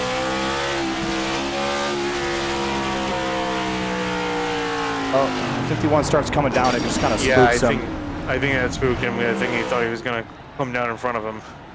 And approaching this, I wouldn't say that's unreasonable speed, but it just looked wild, didn't it? Yeah, I mean, he was trying to catch up to the field, and he was expecting the 51 to stay still so he can cleanly pass him on the bottom, but that slight doubt there caused him to change direction. And yeah, at first it looked like he came in there at 1,000 miles an hour, but when you watch it back, that speed was totally, I would say, reasonable, but yeah, with the little, just you mentioned just the doubt. Snaps back to the right and into the concrete. Man, that's an ugly one. Well, it looks like that a lot of the field has taken the chance to come down pit lane. A huge amount of pit stops. Adam Cabot on back. Pretty much everyone down pit lane to get fresh rubber. But despite that, 2 drivers still have not touched pit lane at all. That is Kwame Scott, who started on pole, and on the polar opposite end, Travis Beckner, who started back in 40th, and they find themselves 1 and 2. Oh boy. Well, that's a interesting look at it. I'm not sure why that happened, but it always seems to work out in the end, at least for Travis Beckner. Now, Jake Matheson's right behind it as well. He's got plenty of laps on his tires, fresher than the front 2, but with the way that 28's been run, I'm not sure if that's going to affect him at all. 42 came to pit lane. Basically everyone other than the top 2 has pit now. And we'll see how this plays out in the last 65 or so laps, but these will click down pretty quickly. I was just trying to see where our picks were sitting, because Finian's is 17th, mine's 21st with a nose off the car. And Hunter, who'd you have? Who did I have? I was wrong. No, Matheson. I have Matheson. Well, things are looking pretty good for you, I'd say. Now, who'd you pick again? Connor Horn, against all of my better judgment. I mean, he will admit to me tomorrow that it was a poor choice of me to pick him. Well, he got the nose back on his car, so that's good news. Well, then I'm feeling pretty good then. Except for the fact that he's 20. It's really messed up, but it's back on. Well, can't all have perfect days. So we're just keep tightening the points up as we work our way through the season to the commentator standings. Kwame Scott on the outside, back underway here from North Wilkesboro. Beckner trying to make a charge to the inside, going to make some slide door-to-door contact with the 36 that Kwame Scott thinks is going to allow Scott to get it off the exit. He will try to dissuade the 28 from making another dive in turn 3. He will secure it. Meanwhile, behind, James Scioli, haven't seen a whole lot of that 7 up to the front, but scratch that 3 wide back here with Nichols in the middle. Yeah, tough spot to be in for the 73, but he's got to keep it focused as plenty of cars to the inside there and just shuffling all the way throughout the back half of the field. I don't know how I feel about this. 3 wide again into turn 3. This is just so hard to manage. You just got so much happening around you. It's so easy to get crossed up, especially with little things like lockups, making for a big mess. Connor Horn's right in the middle of all this as well. Oh, Matthew Bell spinning in front of the field. Ooh, wow. Somehow, everyone, I think, avoided that.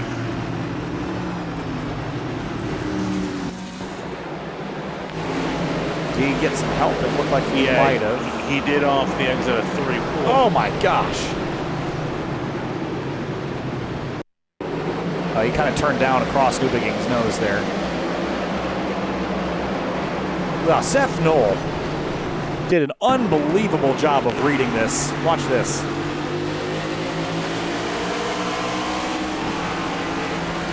Woo! Gosh. Even Garrett Grant saw that coming. Yeah, I think doing that saved a lot of people from potentially getting involved in this as well. Where did Garrett Grant go? It sounded like his on board here. Oh, where's Garrett? Garrett, give me Garrett. There we go.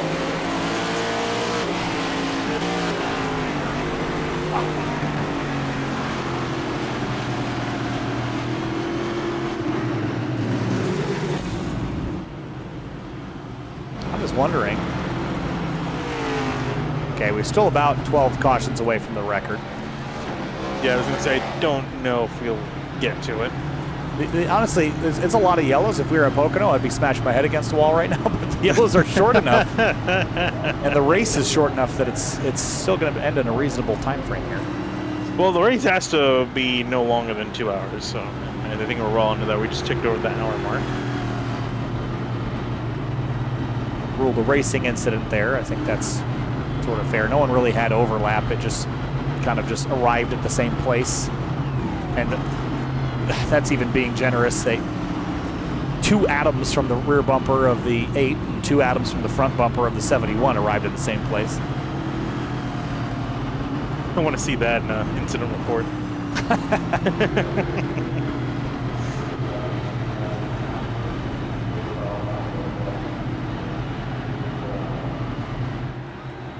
All right, so 60 laps to go here. And while we've got another lap or two, make sure you check out shop.area.iracing.com. Visit that website for high-quality merchandise at low prices. Shop from over 100 selections of t-shirts, hats, Champion brand clothing, and more area accessories. Easy to shop, quicker to ship, better to wear at shop.areairacing.com. Here's a fun fact about Champion clothing that I have shared before, that I'm reaffirming before I tell you, is that it began thought. Hold that thought. We're waiting. We have a whole lot. I got about half a lap till the restart. Company was originally based in Rochester, New York. Ah, there you go. That's where I'm from, everybody. It's my city. Jello is from nearby Denver. Also. And Ragu. And Bausch and Lomb. And other things you might know. Green flag, we're back racing. 60 laps to go. Well, immediately Beckner trying to work to the outside, almost clear the 36 off his nose. Now trying to defend that outside lane as Drew now trying to make some noise on the 13. He's to the outside of Jake Matheson. Matheson making a big charge at the inside, almost gets involved. Meanwhile, Panal wasting no time. He's back in the top 10, working that outside lane again. Meanwhile, Matheson looking to the inside for a second, not going to get it. Wow, there was very tight on exit. Sorry to cut you off. There was almost a giant wreck off of turn 2 last lap around, though. One of Seth Knoll and the 42 Connor Horn, I think, got together. They kept it straight. Drew Jua, center track, gets hit. And somebody's going to hit the wall, and they all are going to hit the wall now in 1 and 2. Oh. James Scioli's in it. Jua's in it.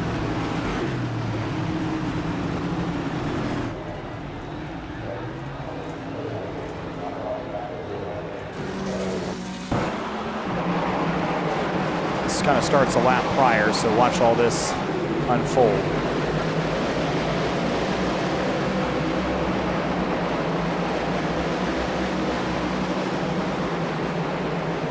'87 crowds 13 into the 28.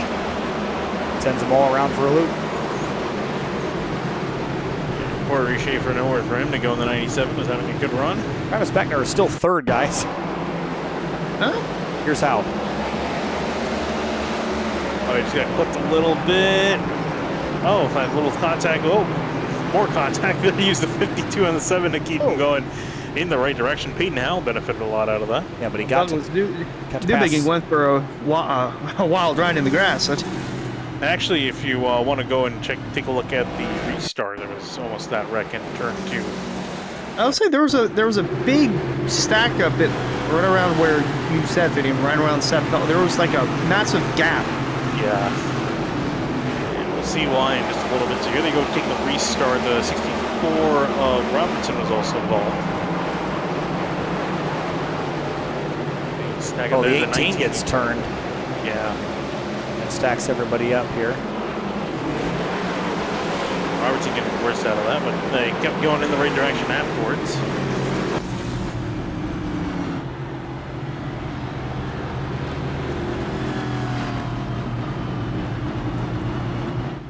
Ooh, right, 13 yellows. That is a lot for this track. We had 16 in the truck series. So it's going to be a long week, guys. Oh yeah, it's that time of the season. Oh boy, we need Mr. Rogers to sit all these guys down. Be nice to your neighbor. I don't think they want to be neighbors. I think they want to move away across the country. My neighbor. What do you do with the mad that you feel? Florida, send it to the corner. Ram him! I leave it all on the racetrack.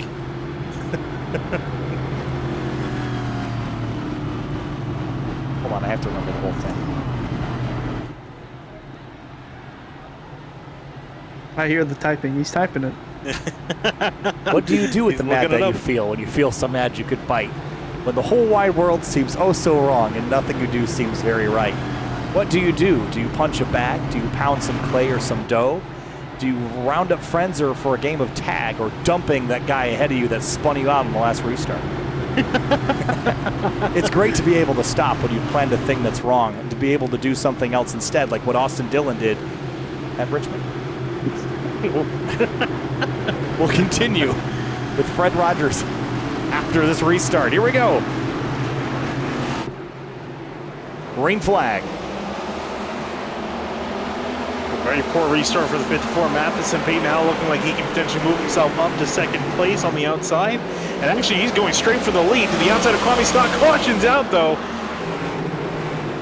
And Justin Bonner is around once more.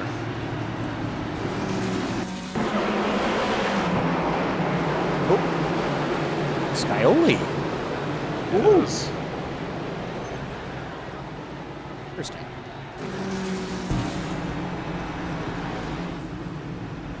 I can stop when I want to, can stop when I wish.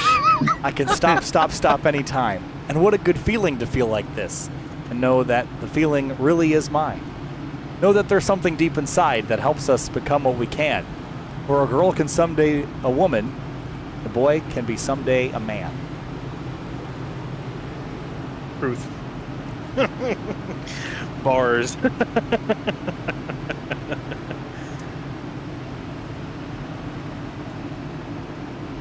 There's also one called Go Stop Go. No, stop. Oh, this is about potty training. Oh God! All right. Never mind. Wow. I thought it was going to be about crossing the street. Nope. Well, less than 50 to go. That's kind of what this race has been. Go, stop, go. It's just been. a Oh, bunch here's of, one that seems apropos. Okay. Uh-oh. I think it's very, very hard to wait, especially when you're waiting for something very nice. I think it's very, very, very hard to wait. Bars.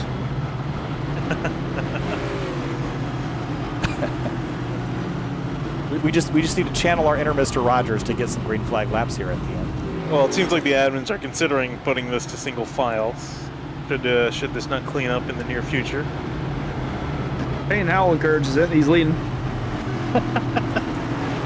All right, so I think we missed that. Kwame Scott coming into pit finally. So him and Travis Beckner both just came in. I do really question if, at that point, if they knew, because I figured they would have to know they had to pit. They really should have done this about 50 laps ago, because this really puts them in a tough spot. Payne Howell, though, he's going to be loving this. But they teased the idea of single file, but not official, not confirmed. Still double file.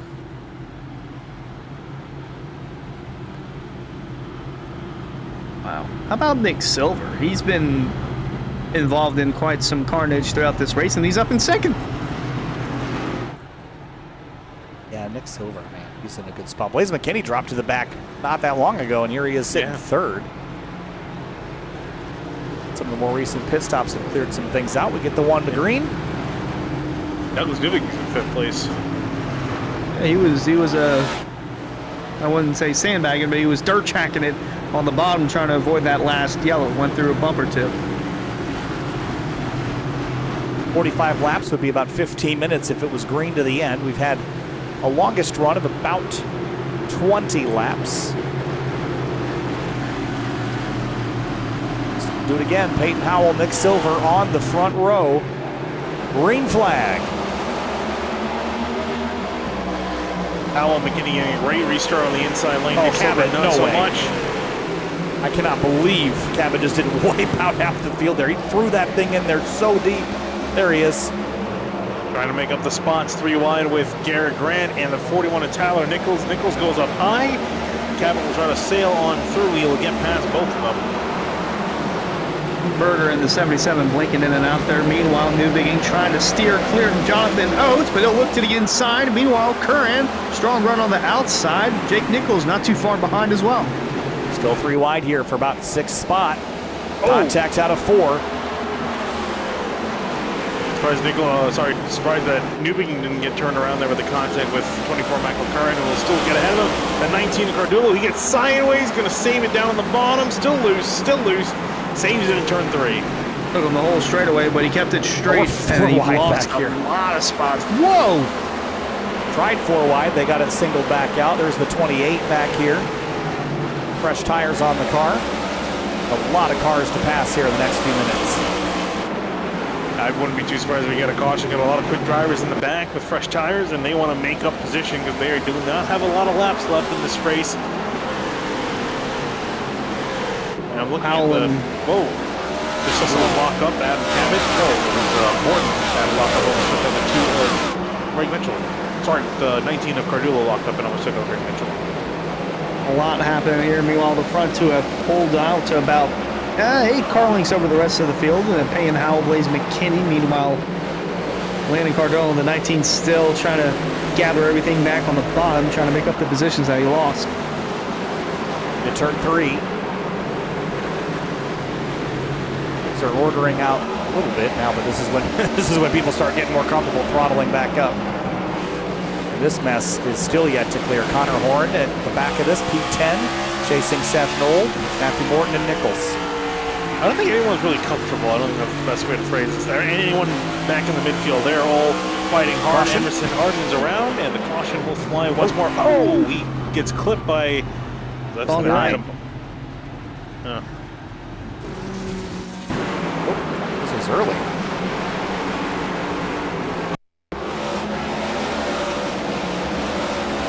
Tip off the corner and kind of tracks up into the 5 and back across the road. 9 had it locked down, but 57, I think it's going to be a penalty. They've been giving more penalty points if you're not holding your brakes. Yeah, especially that far back. I mean, Brent Bukhari up there, he had it woed down. go back under yellow.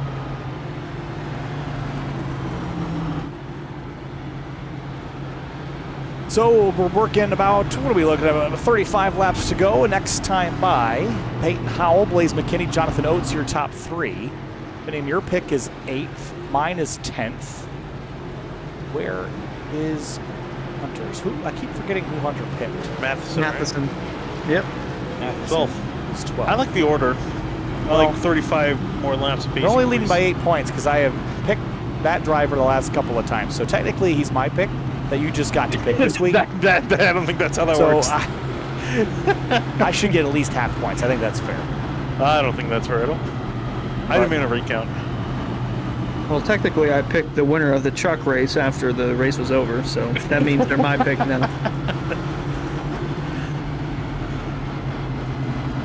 Well, the one pick that really slept under the radar is Peyton Howell. The 52 is looking pretty strong right now. He started 16th, so kind of in no man's land, but we didn't expect the 28 to be competitive either based on where he started, and he got all the way to second. You know what? He didn't even start there. He had an EOL, so he had to start all the way in the back. Yeah, he did. That makes that look even more impressive. He started from the back, so he was around in the mid-30s, so he's worked that car, number 52, all the way to the front, and he's kept it there. Beckner's And also kept that car twice. clean. Working his way through a second time now. Where is he currently? 21st, but he's got a lot of ground to make and a lot less time than he had earlier. I think if anything, he's looking at maybe a top 15, top 10. I don't quite think he's going to have another jab at the lead unless things get very sideways in the next 30-something laps. Too much time for them to get sideways, so they'll do that within the first 5 laps of this next run. All right, well, North Wilkesboro is going to be a fun week, isn't it? Let's have a look at our stats again. 15 yellows for 71 of our 152 laps. I love short track racing. I love short track racing. I love short track racing. What do you do with the mad that you feel? Green flag. We're back underway again at North Wilkesboro. Good start for the 52, Blaze McKinney. We've seen him get mad under the hood. We'll see if it makes a move. Douglas Newbigin behind is sitting in third, wants second place. Oates then Nichols. And actually Oates making a dive to the inside. Newbigin backs off out of it. cluster outside the top 10, but even inside the top 5, it's Newbegin trying to hold off Jonathan Oates, and Jake Nichols on the outside starting to charge forward, and Seth Knoll. Don't count those two out yet. Watch the 42. He's made up a couple spots on this restart. 51, a Springer gets into the 19 and turns Cardullo around. Look out. Heightson's in it as well.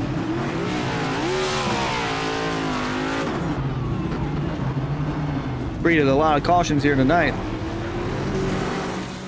About a lap prior to this. This is on the back straightaway coming off of turn 2. Watch the 51 here and the 36, Kwame Scott, 19. Tracks up, tracks up, tracks up. Yeah, just not. Oh, look at Travis Beckner. Oh my God, I didn't even see that. He went all the way in the grass to avoid that. Yeah, this is got a couple of these tonight where guys, it sounds like they just don't know that they're 3 wide, but that's what the spotter's for, to tell you.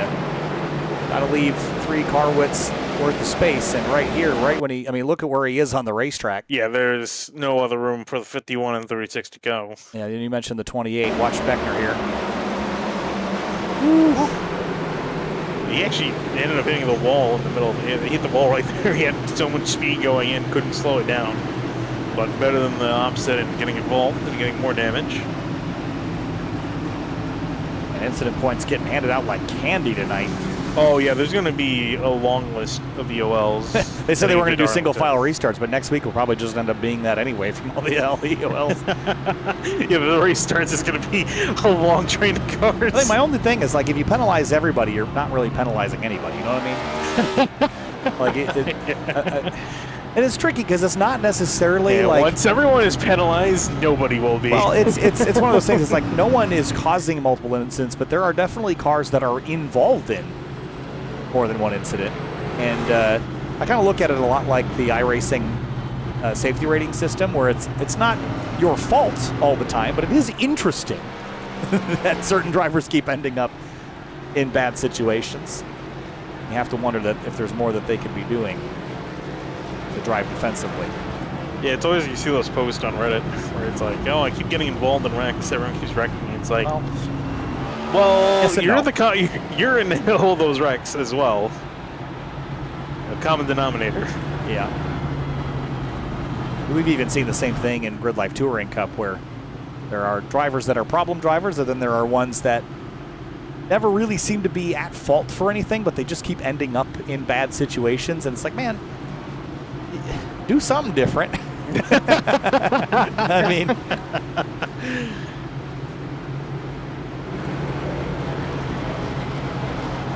try better. Restart. Advice for a race car driver: drive better. Drive faster. Well, no, I don't. Actually, no, don't do that.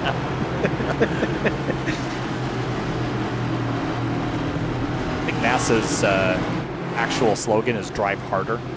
National Autosport Association. It's actually just "Drive Harder." I'm like, well, you wonder why you guys have a reputation. They also have a rule that says you only have to leave 90% of a car width from your side-by-side. Yeah. Green flag. Back underway. Lap 160. The 71 did not go, and Jonathan Oates was trying to find a way through the middle. Yeah, he's trying to still work that way through the middle. The doors will open up. He's going to try to go there. Couldn't quite get anything there. Goes back out of it.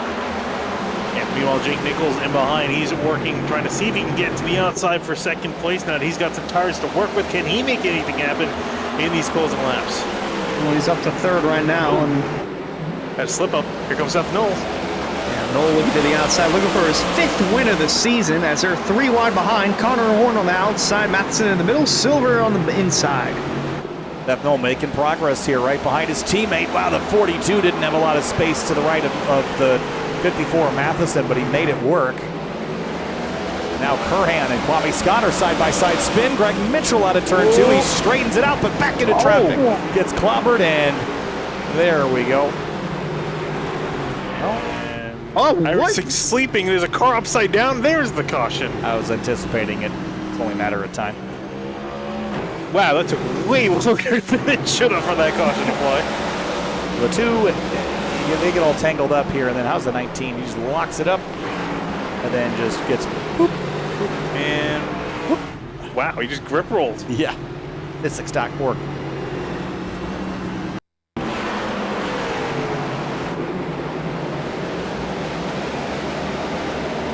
it's saved there. right here, and then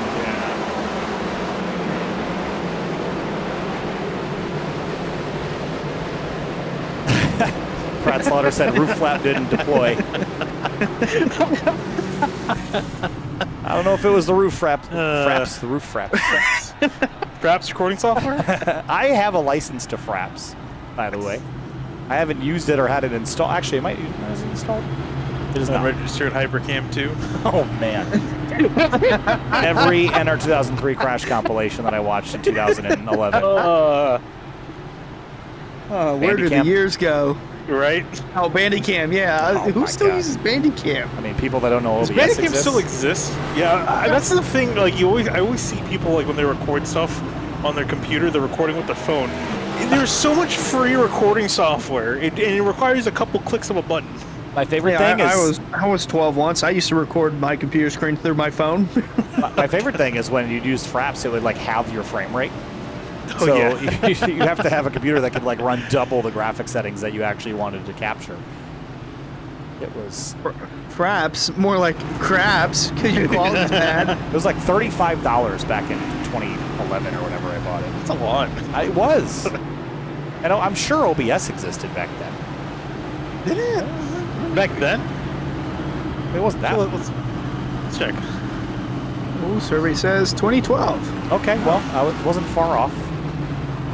Should have held The off day the after year. I turned 12, they said, you know what? Let's launch it. Let's just change the world today. I remember speaking of recording with a phone. I remember I tried uploading YouTube videos. I for just some reason. remember knowing that I was too good for Windows Movie Maker. And being frustrated that I didn't have an alternative. I used Windows Movie Maker and I recorded, so I was trying to record gameplay of an Xbox, and I couldn't afford a capture card, so I literally set up a phone to record the TV screen. And Yep. it looked horrible. Yeah. Hey, man, old-fashioned. So it got like 40, 50 views, so people watched it for some reason. Yeah, I remember I got a DVD for Sony Vegas, and I was so stoked about that program. And then when I started working at Grid Life, I got access to Premiere, Photoshop, and Illustrator, and After Effects, and I've seen the light. It's worth it, guys. It is worth it. Here we go. 18 laps to go. Green flag. Peyton Howell leads the way. Great restart for him. He's been getting these restarts really well down just to keep ahead of the rest of the drivers behind. McKinney and Knoll nose to tail for second and third, and behind Morton. I see some three-wide action. There's Bachner side by side with the 25 of Bailey Turner and the 24 of Michael Curran. Yeah, Curran. Oh, they're still leaning on each other down the front stretch. Oh, Might see Bachner! the- No way! My gosh! Just absolutely body slammed the 18. Oh, And Morton's in the wall. Well, that's a huge amount of penalty points coming the 28's way. I want to say Bechner got sidetracked from the 25 because he kept leaning on him down the straightaway. I think he just sent it way too hard into the corner. He missed by a mile. The same thing where we've been seeing those trying to drag race on the corner. You see there he went down. There's no way he was going to make the corner. Just cleared him out, didn't he? Oh my gosh. He used the 18 to rotate, basically. That's a move Austin Dillon would be proud of. Well, you might say that he had to do it, guys. And Fred Rogers says, you can make believe it happens or pretend that something's true. You can wish or hope to contemplate a thing you'd like to do. But until you start to do it, you'll never see it through, because the make-believe pretending just won't do it for you. You've got to do it, every little bit. You've got to do it, do it, do it. And when you're through, you can know who did it. For you did it, you did it, you did it. If you want to ride a bicycle and ride it straight and tall, you can't simply sit and look at it because it won't move at all. But it's you who have to try it, and it's you who have to fall. If you want to ride a bicycle and ride it straight and tall, or smash someone into the wall.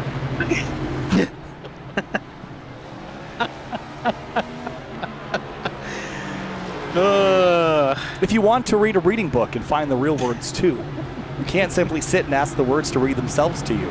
But you have to ask a person who can show you one or two ways to smash the 18 of Matthew Morton into turn number 2. You've got to do it every little bit. You've got to do it, do it, do it. And when you're through, you can know who did it. Travis Bechner, number 28 to you. Speaking of which, plus 2 incident points to the 28. People in the chat are asking, how did you rehearse this? Guys, I've got 8 monitors. I can read whatever I want. I don't actually have 8, but I have 3 that effectively You might as well have 8. You have a lot of screen real estate. Right, I think you have 4 at your desk, right? But one of them's ultra wide. Yes. I have 3 with 2 1080p's stacked on top of the ultra wide. Oh, right.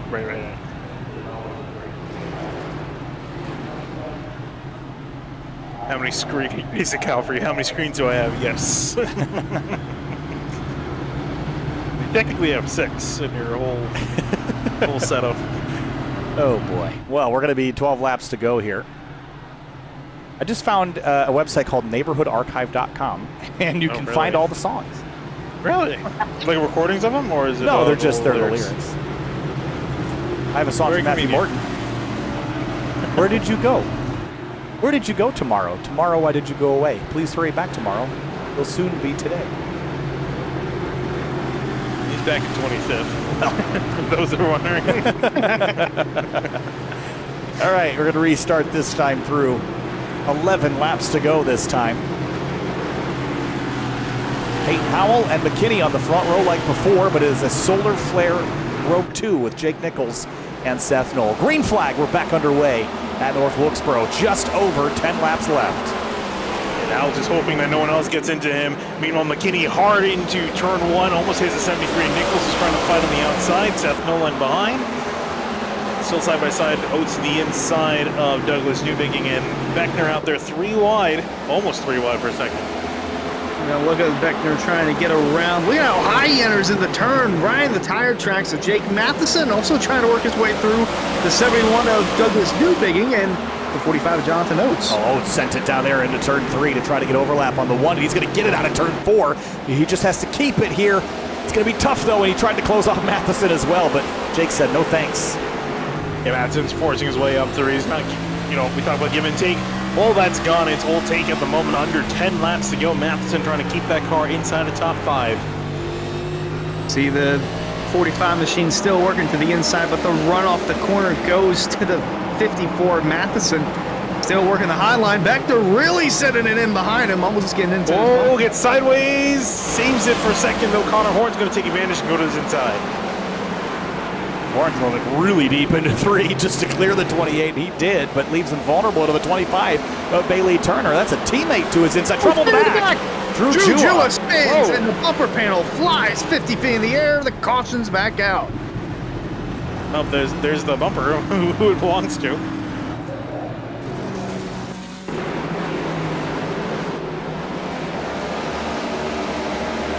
All on his own. Then corrects back into the 81 and the 17, and there's where the bumper comes from. Duck and cover, man. Pick the fine time to leave me bumper covered. Just ejected it. Just get a shot from the front. Look at the front straightaway. See a catch here. Went higher than the spotter stand. Yeah, that thing flew so high, NASCAR had to delete the footage to tell Elliott Sadler not to talk about it.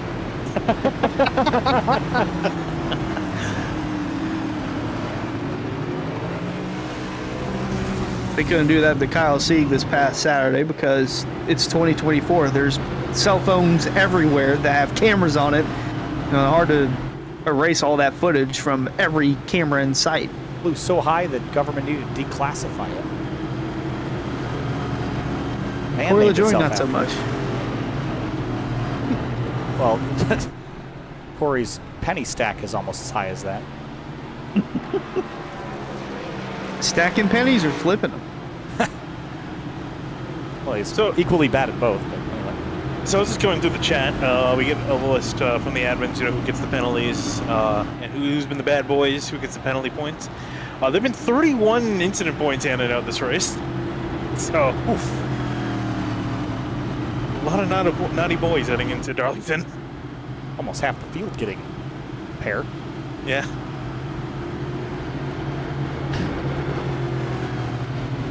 Well, Let's get them restarted maybe one more time. I think we could do this. Sure about that? Fingers Confident crossed. in that answer? I am absolutely sure about it.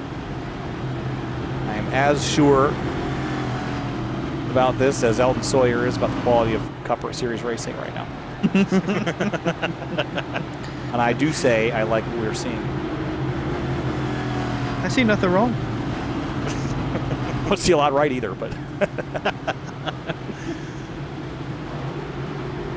Well, this is going to be a pretty big restart because these front two haven't won a race all season. Blaze McKinney won back at Indianapolis. Meanwhile, Payne Howell hasn't won yet in his Area Cup Series career, and Yeah. pretty huge for the powerhouse racing duo. The interesting thing with 52 Payne now, he doesn't have particularly great days, but he's been having very consistent days. He has 1 top 5, 3 top 10 so far this season. He hasn't finished worse than 15th. So he's been very consistently up near the front of the field. He's really high up in the points, and this would be great to just lock himself in. Really coming in actually 3rd in the point standings to be exact, and he's looking to get that W and punch his way into the playoffs and secure that spot. But Blaze McKinney, I'm sure, is thinking otherwise for him. consistency sometimes is the key, but sometimes you need to lay it on the line and go for it. 2 laps to go in North Wilkesboro, and green flags back in the air. Payne Howell gets a spectacular restart as everybody in behind is going to be pushing for the last 2 laps. He's got it right away into the sunset, away from everyone else. See if we make it back to the stripe. Nichols side by side with Oates. Noel side by side with McKinney. Well, the white flag's waving. Can we make it to the start-finish line? It'll be an official race, and we do! White flag in the air. 1 more lap for Payne Howell. Big lunges deeper in the field. The 54 and the 42 are side by side. The 28 is alongside the 25 as well. And into turn 3, more big sends, locked up tires. Payne Howell is going to outlast it all. He gets his first Area Cup Series wins, checkered flag, and crashing behind them. The 42's in the wall, the 54's around, and more across the stripe as all pandemonium breaks loose after the checkers. And well, one thing's for certain, we know the 52 has won this race by a decent margin. Solid job for him. Just keep that car clean and up there for a majority of the day. Powerhouse teammates finishing 1st and 3rd. Blaze McKinney again the podium spot. We'll chat with him in a little bit, but Payne Howell led 65 laps and led the most important one. Just nailed the restarts every time, put himself in position. It helped that those he was racing had to pit. Remember, he pit pretty early in the race, and it paid off for him. Front bumper all caved in. This will lock him into the playoffs. He knows how important that is. Not that he was at any risk of falling out of it at this stage, but he'll go in with some points on top of that. Let's have a look at our race results, Finian, and boy, this was a wild one. Payne Howell gets it done. You know, we talked about consistency is key in the point standings, but even for this race, consistency is key. That 52 was pretty much up in the front all day long up until when he had to make pit stops, so it immediately got back there and pretty much stay there. Seth Knowles falling behind in 2nd place with Blaze McKinney in 3rd. Then you got Nichols, Oates, Matheson, Connor Horn, Douglas Hewing, Bailey Turner, and Adam Cabot rounding out the top 10. Yeah, some pretty strong runs for, oh, I just lost my thing there, but pretty strong run for Travis Beckner throughout the whole calamity that it was. Finished 11th. Curran, Springer, Scioli, Tyler Nichols 15th, and then Schaefer, Payne, Robertson, Bell, Max Service rounding out the top 20. And 21st place is Matthew Morton. Got sort of taken out there towards the end, but recovered for an all-right finish about mid-pack. Nick Silver, Seth Berger, Greg Mitchell, Drew Jua, Edward Scher Jr., Arden, Bondurant, Grant, and Pukari wrap up your top 30. And here's drivers that had a tough day. Bryce Senesac out fairly early. Ryan Hartz never took the green. But Mason Kane, Jeremy Miller, Tyler Gary all out with crash and collision damage, ending their nights early. Let's talk to Blaze McKinney. He comes home in 3rd place in the number 87.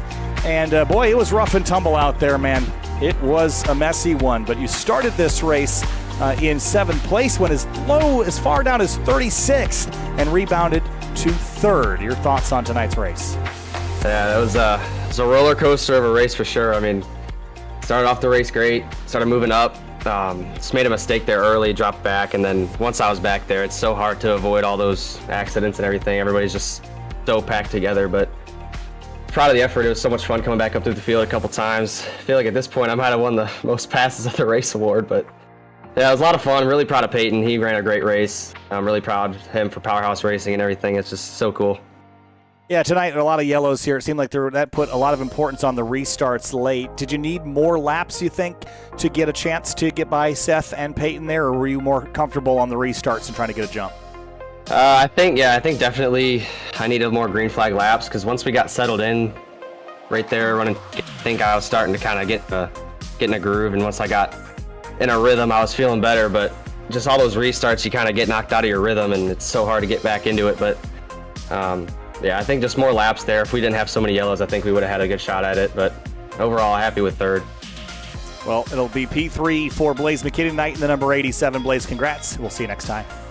Thank you. I do want to thank Midwestern Electric for coming on board this season, and Powerhouse Racing and all the guys over there.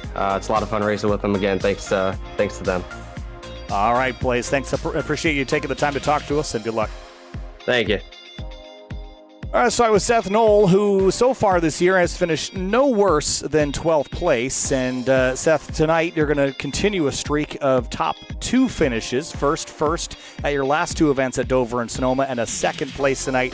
Unfortunately, I didn't pick you tonight. I went on a limb and took the 42, but Finian picked you, so he re-extends his commentator standings lead. Woo. But 17th was where you started, fell down to 26th, and up to 2nd at the end. Take us through it. So that's why I didn't win. That was the reason? Yeah. Kyle, I'm like, come on. I know. No, we had to keep the streak going, Kyle. We can get Finney and boot him out of here. I mean, you know what I mean.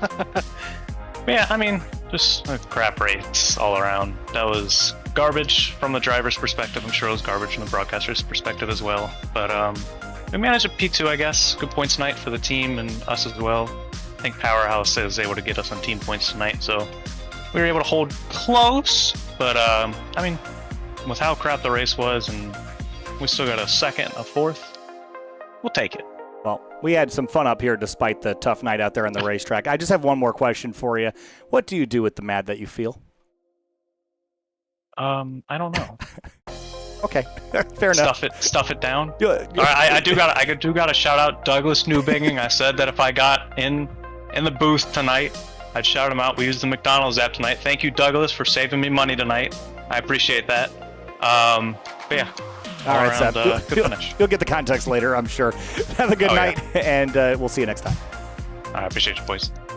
And Peyton Howell gets it done. Came into the night 3rd of the championship standings, held off Seth Knoll and Blaze McKinney on numerous late race restarts. It just fell into your lap, Peyton, but you never gave it up, and you get your first Area Cup Series win. That's got to feel good. Yeah, that was a lot of fun, especially with the EOL. I literally started 40th, and those first couple runs, I made a couple passes getting up to the front. We took the lead from Kwame, like right in the middle of the race, I think is when it was, and then I didn't know whether I should pit or not. Like after I'd got the lead and that caution come out, and I'm glad I did because that was the final time we had pit. And I'm glad that I had Blaze in 2nd. That was like refreshing to know that I had some space between me and those solar flare guys. But yeah, that was a lot of fun. I enjoyed that race a lot. Well, it was an interesting night from a cautions perspective as well. Take me through the restart process as well, because it seems like here the zone's pretty short, but you were so good on those restarts, especially that last one, and you gave no one a chance to beat you. Yeah, I had me and Blaze kept talking through like what the restart would be and like where the best place would be for us to restart. And when I picked the bottom and he launched with me, I did not think that he would just give it to me like he did. So that scared me after that. So I ended up picking the top, and it just seems like the top just gets such a better launch. It's like there's more grip up at the top than there is. Because I was spinning the tires on the bottom all night. But like if I restart on the top, it seemed like I was fine going through the gears. Well, you got it done and led 65 laps en route to your first victory of the season. Confidence now stacking for you as we head into one of the next hardest tracks on the calendar, Darlington, next week? Yeah, we go from my best A-car track to my worst track at Darlington. So, I mean, it gives me a little bit of confidence going in there. I suck at saving tires at that track. But I said the same thing about Charlotte. I said I'd run like 30th, and we ended up with top 5, so you never know how next week will go. Peyton Howell wins at North Wilkesboro. Congratulations, Peyton. Enjoy it, and we'll see you next week. Yep, real quick, can I thank Ben for giving me the opportunity to even race with these guys, the whole Powerhouse team, Florida Estate Builders, Martin Sports, Premier Racing Setups, Adrenaline Captures. I know Bladen's one of my best friends, and he's at Navy boot camp right now. I really wish he was here to see this. But I'm praying that he gets through that, and we just got a win for him tonight. I just got my first letter in the mail from him today, so that was really cool. Good stuff, Peyton. Congratulations, Ben. We'll see you next week at Darlington. Yep, dang it. All right, guys, and man, an interesting evening. One last look at our stats for the evening. 19 yellows. We're only 5 away from the all-time SimTV record for 93 laps. Boy, we had to keep it lighthearted to keep this one from being tough. But, you know, some nights you're going to get those, and especially on the short tracks, you kind of expect it. But a shorter race kind of kept it, and a short lap really kept it manageable, Finian. But final thoughts here on North Wilkesboro.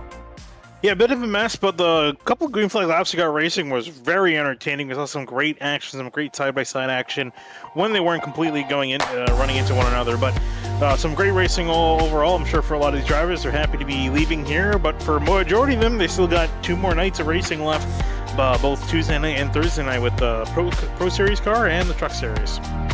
Yeah, it doesn't get much easier for those guys, but for Peyton Howell, it is pretty much easier for him now. He's got that win. He's locked in officially, although he is third in points. Pretty sure he's going to be locked in anyway, but that win eases some of the stresses heading into Darlington next week for the Cup Series. But like Finian mentioned, we still got the Truck Series on Tuesday and the Pro Series on Thursday at North Wilkesboro.